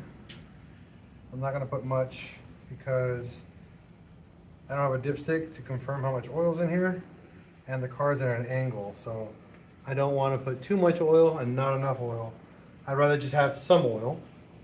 And we're only gonna run the car for a minute, so I'm not gonna be able to drive it. So that was about 2 quarts. I'll add another quart in a minute. But we're gonna prime this turbo and then we'll add a little bit more oil. No, don't need braking oil because the engine's already been broken into. It's just for the turbo. So braking oil is needed when you are breaking in an engine. I'm not breaking in any engine, I'm breaking in a turbo. So you just have to prime it, that's it. There's no, well, there is a braking procedure for turbos. You have to drive them for about 500 miles to 1,000 miles on low boost. You just gotta make sure those bearings seat, and that's pretty much it. But we're not gonna drive the car. There's still a lot more work to be done before I can even drive this. But one mobile mechanic dude, you are right, braking oil is essential. A lot of times you do a lot more than just braking oil. You do a lot of oil changes to brake in the motor correctly. But again, I only put about 2 quarts. I'm gonna add a little bit more, but not much more. I gotta open up the shop door because I don't want to deal with all the smoke. So give me a second here.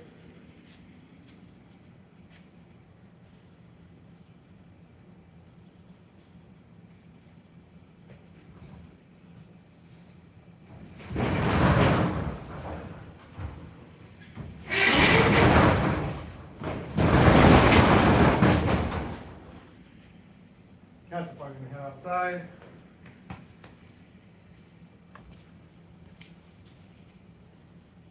Right now, you got to pull, when you do a priming job, for priming your turbo,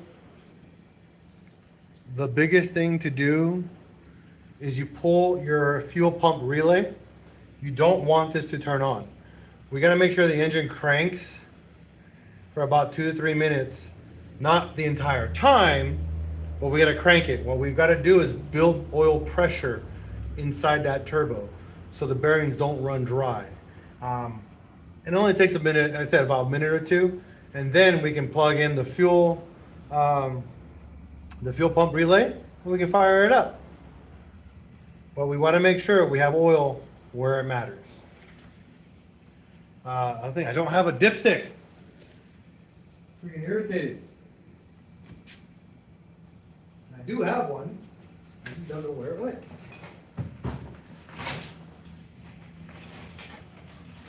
Halfway in my box.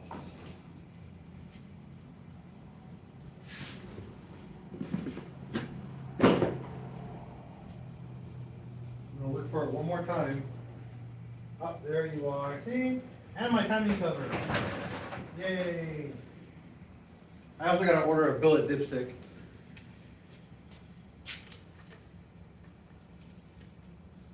Ah, cool. Dipstick, don't have to worry about oil coming out of it. Yeah. So there's that. We have a dipstick, so we don't have to worry about oil coming out of there. We'll get a little bit of oil coming out of the breather hose, but not too bad. Same with the blower one, not too bad. I found my timing cover, so I'm pretty happy with that.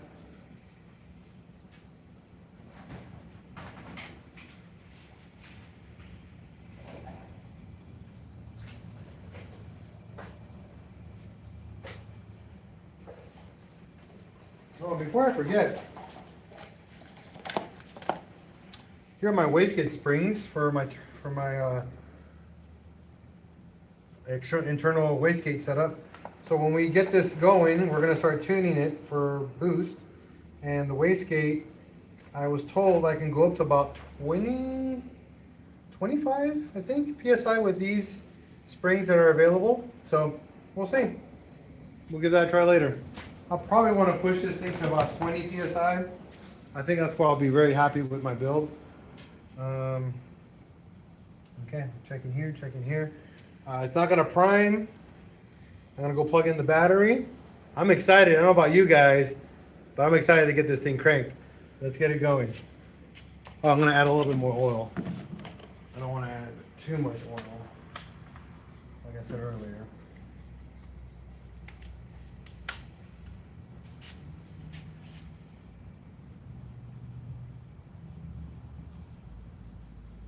And by the way, my setup uses about 6 quarts of oil. So I use about 1.5 quarts more than stock. I use a much larger oil filter than stock. I use the B5.5 Passat oil filters. So if you guys ever want to increase your oil capacity, get a B5.5 Passat oil filter. They work on our setups. So yeah, there's that. Right now I have a stock oil filter, but I have a case of the 5.5s when I start driving. Right now this is just all wasteful oil. It's gonna end up being thrown away, so because I got to put a brand new oil filter in here. All right. Yeah. What's up, Mr. James? Let's get this bad boy fired up, guys. So we're gonna plug in the battery, which is in the trunk.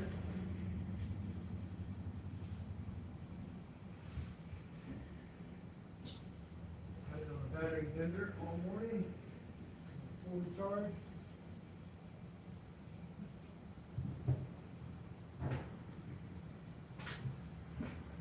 You won't hear the fuel pump prime because it is disengaged right now.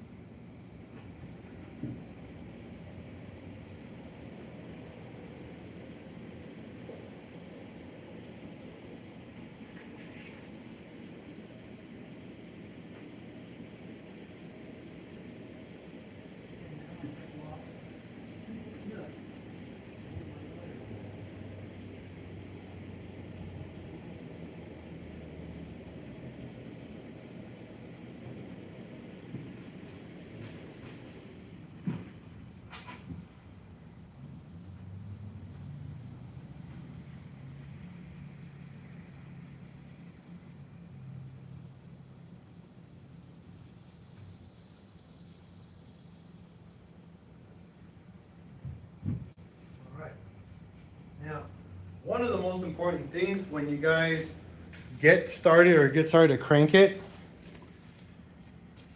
the other part of the job out of this whole thing. Yeah, Mr. James, we can talk later. The reason why we got to prime stuff, it also will just show you guys where there's leaks before anything else starts happening.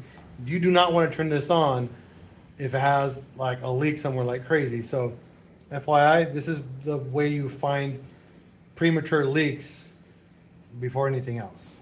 All right. Places that it will leak: oil filter, the oil feed, the coolant, the oil feed on here, the oil return line on the bottom. Those are the most common places where oil leaks will happen, because those are the new places that we put new product to generate an oil leak. Yeah. All right, here we go. We're gonna start cranking it, guys. Again, remember, the oil pump is disengaged, so there will be it will not fire up. We just want it to crank.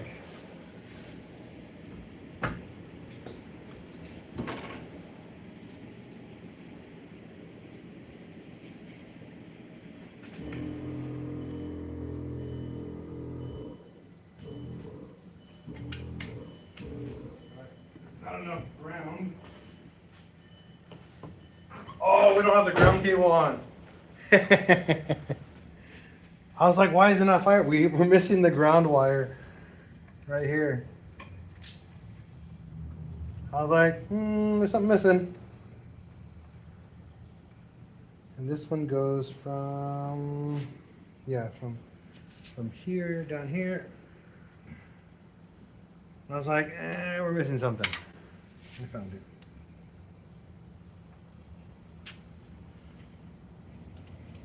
Sorry, I won't crank with that.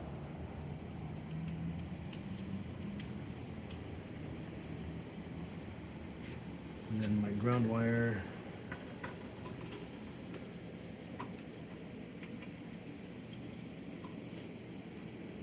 Spot down here. Let me get my 13. See, I get ahead of myself. This is what happens.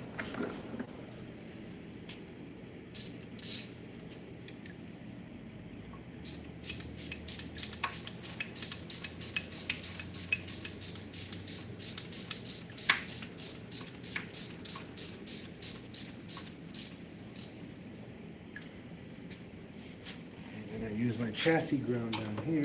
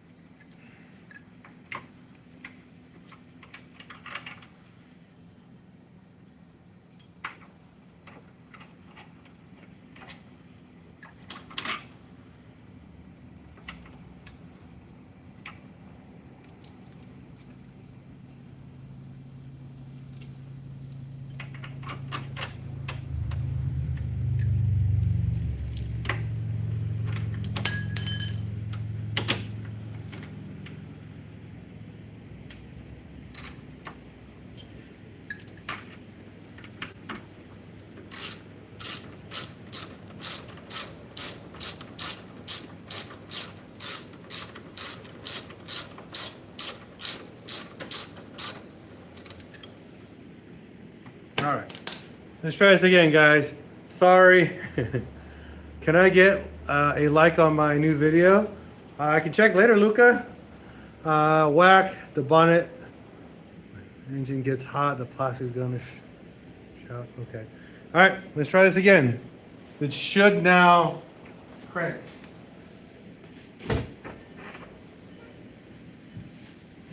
Hopefully.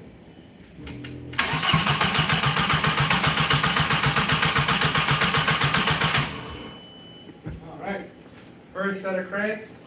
Now that should allow to build some oil pressure. And now we gotta look for oil. So here's a spot for oil. Nothing here. I can smell it cranking, pumping. I see nothing on top of the feed. Now we're gonna go look down below. We're gonna see if it's any on the bottom of the motor. And I see nothing coming out of the oil return there or the top. So we're good. We're gonna crank again. So we gotta crank this for about 2 to 3 minutes. Make sure the ECT is gonna read. We don't have an exhaust. We don't have coolant.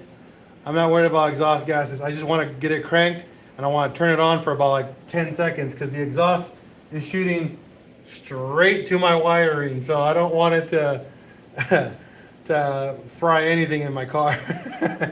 So we're gonna crank it again for about 10 seconds, turn it off, crank it again, and then every single time we're looking for oil leaks. Got it?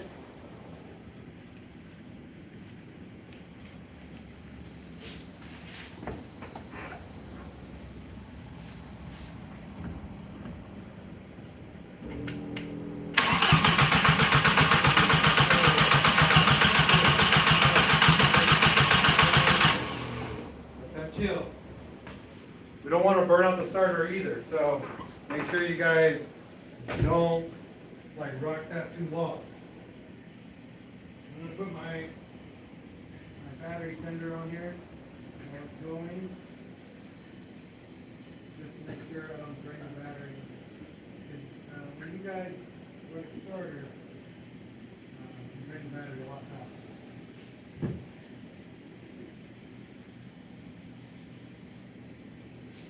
All right, that's charging. So while it's going, we're gonna look one more time. No oil here. No oil there.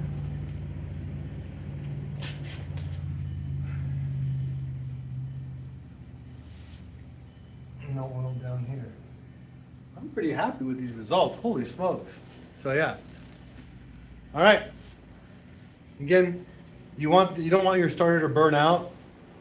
So don't let it run too long while you're cranking it, because you can burn out a starter and then it's kind of SOL. You're not gonna be able to crank the car on again. After this, I don't remember if I have the fuel lines correctly plugged in. So the next step is to find out where our feed and return lines are. But I'm excited. What about you guys? You guys excited? Should be.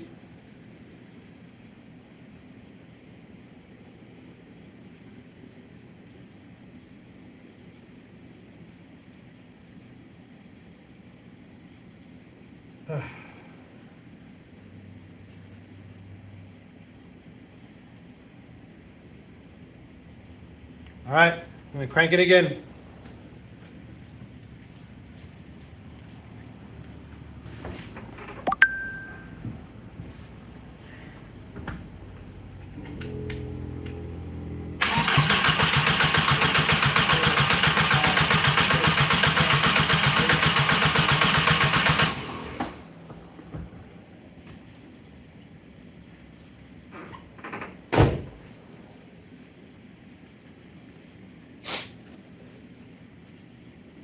Yeah, if we had an oil leak, it would have been showing up right now already. We don't have any oil leaks. But I do. Valve cover tight? No, valve cover is not tight. I gotta tighten down my valve cover.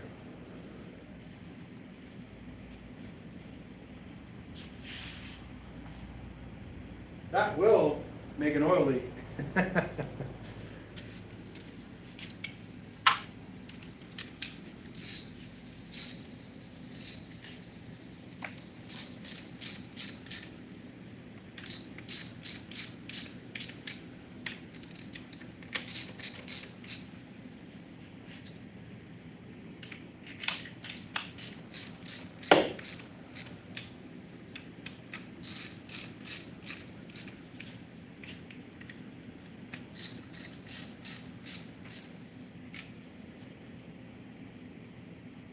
We're good. There's no leaks. Oh, see? That's what I mean. Forgot to bolt that down. And I got an oil leak on the back of the head. See? That's what happens. You get too excited too quick, and then you got an oil leak. Right there in the back. It's all right. Easy fix. Just wipe it down. Because we don't want any false alarms.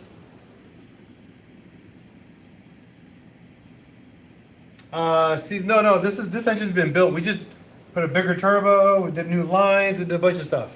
So, all right. Good thing I caught it before it was worse. You know, gotta remember these steps. We're gonna crank it one more time, and then we're gonna get ready to turn it on.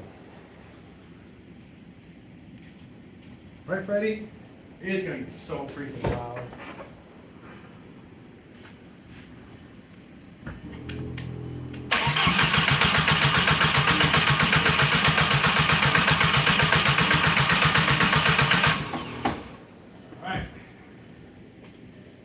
Now I'm going to put the relay back in. You should hear the fuel pump prime when that happens. Use my flashlight. It's pretty dark in there. Woo-wee. Now, here comes the fun stuff, right? Firing this bad boy up.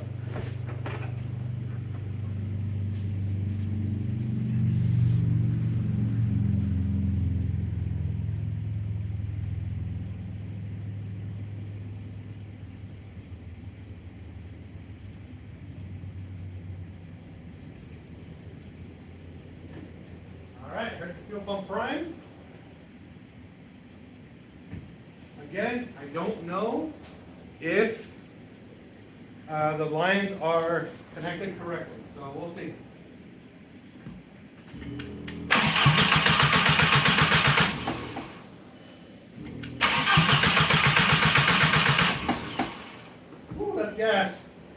saw that. Ooh, that's a lot of gas coming out of it. Ooh.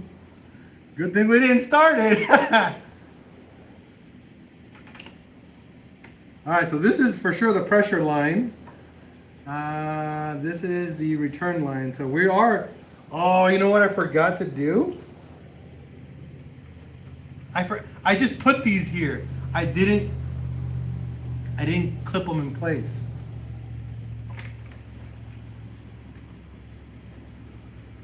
And I also didn't tighten the AN fitting. See, again, getting ahead of myself. But we got fuel. We got fuel.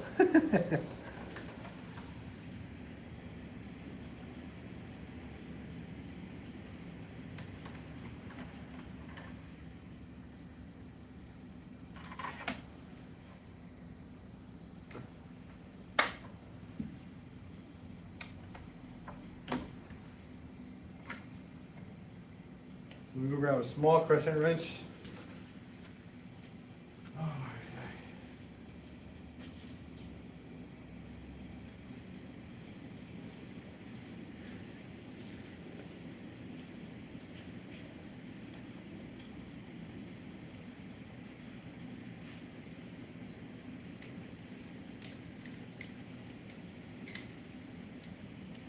Even the cats are outside.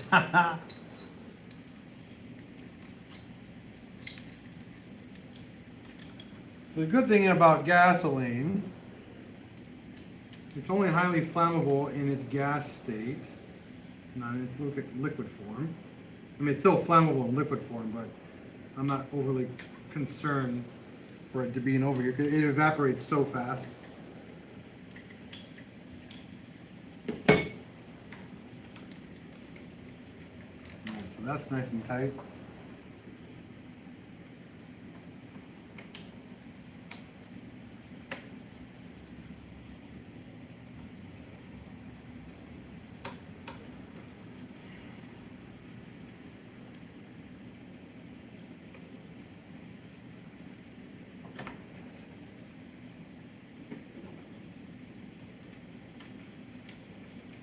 Again, be careful guys with gasoline. Gasoline is super flammable.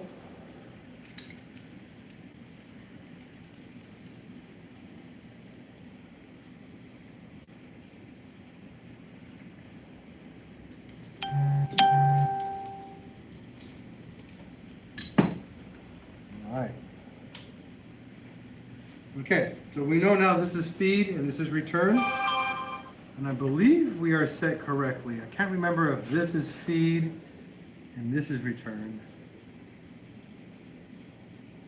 No, it's backwards.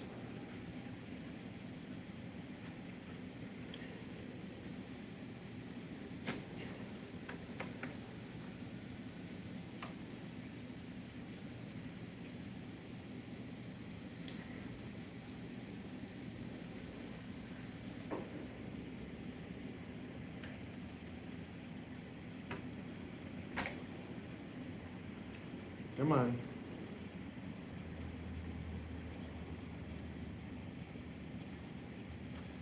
Oh, these quick disconnects aren't very quick to disconnect. There we go.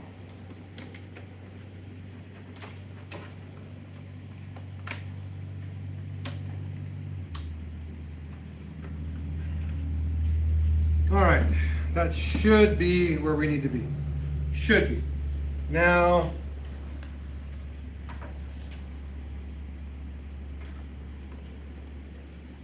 not really concerned there. Most of the gas is gone. All right. So yeah, I believe you're right. Yeah, feed is to the fuel rail, regulates it over here, and then returns it. So we got back to return and feed. So I think we're good. All right, let's turn this bad boy on again. All right, here we go.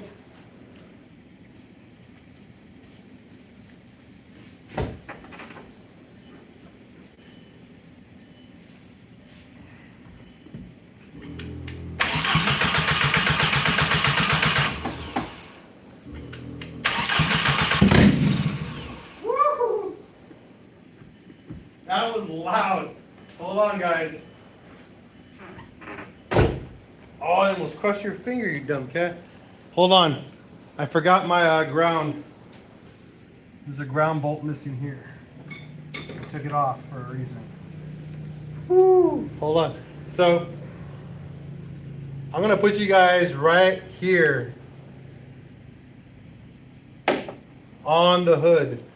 That's the microphone for you guys. You got it? You guys are going to hear this loud. So, I'm sorry.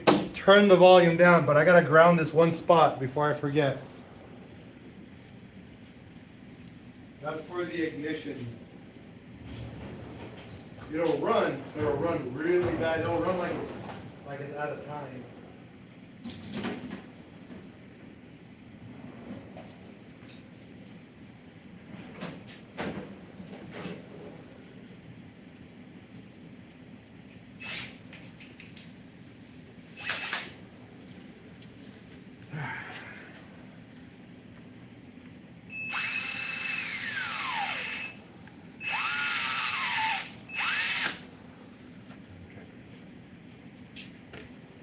Just a quick grounding, no biggie.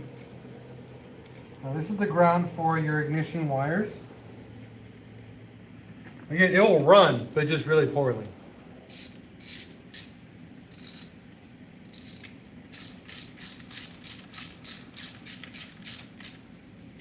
Okay. Please turn your volume down. This is going to be like 80 to 90 decibels. It's going to be freaking loud, guys. I'm not lying. It's going to be loud. Pre-warned you guys right now, okay? You've been warned. Here it goes. It's going to start up now.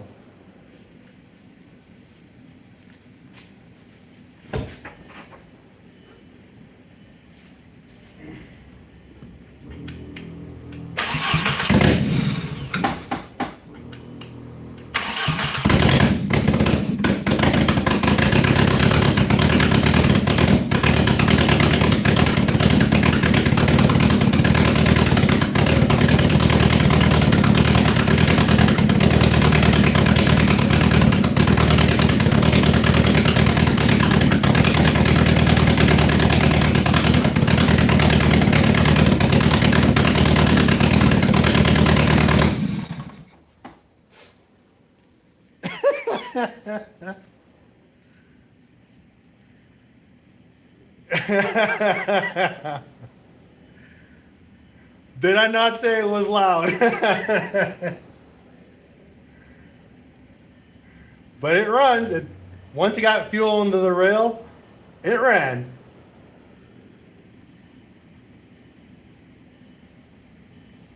So it's running, and while I'm at it, I might as well look for an oil leak really quick.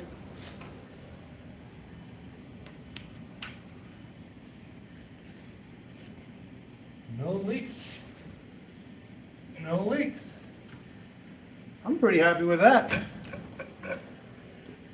Whew. Again, fired right up, like I promised. It's pretty dope. I'm not gonna lie, I'm pretty excited. Car's up and running. But yeah, it needs an exhaust. Like, that's ridiculously loud.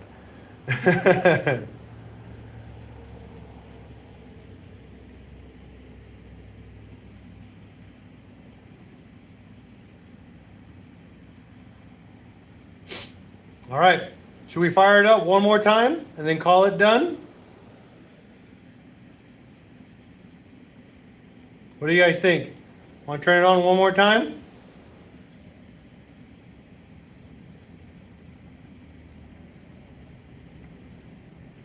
Hell yeah. Anybody else? I only got one person. One person saying yeah. One more time just to be safe. Come on, everybody watching, let's give me a thumbs up. But hey, before I start it, turn your volume down. Like I said before, turn it down because it's loud. It is a very loud car because it has zero exhaust and a big turbo. I might give it a little rev, just a little bit, not a lot, just a wah, you know, like a. All right, here we go. Fire it up one more time. Ready? You need to get out.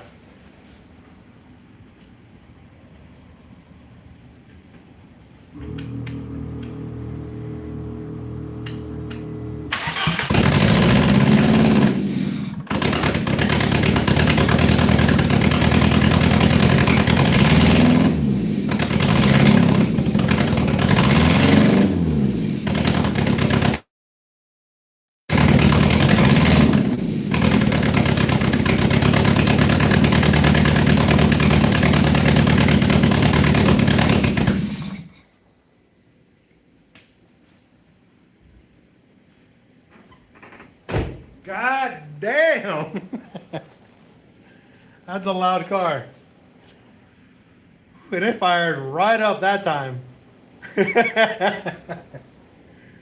Yeah, no. And that was like only 3,000 RPMs. I didn't even go up higher than that. Yeah, that's a loud car. I can't wait to put in. I can't wait to actually have a real exhaust put in here and see what it will sound like with a legit exhaust put in. All right. I think I'm content with today's live stream. What we did today in 2 hours was put in a motor, we wired it up, put some oil, put some fuel, and fired right up. I say we did good. 1.5T, I don't know much about them. Sorry, man.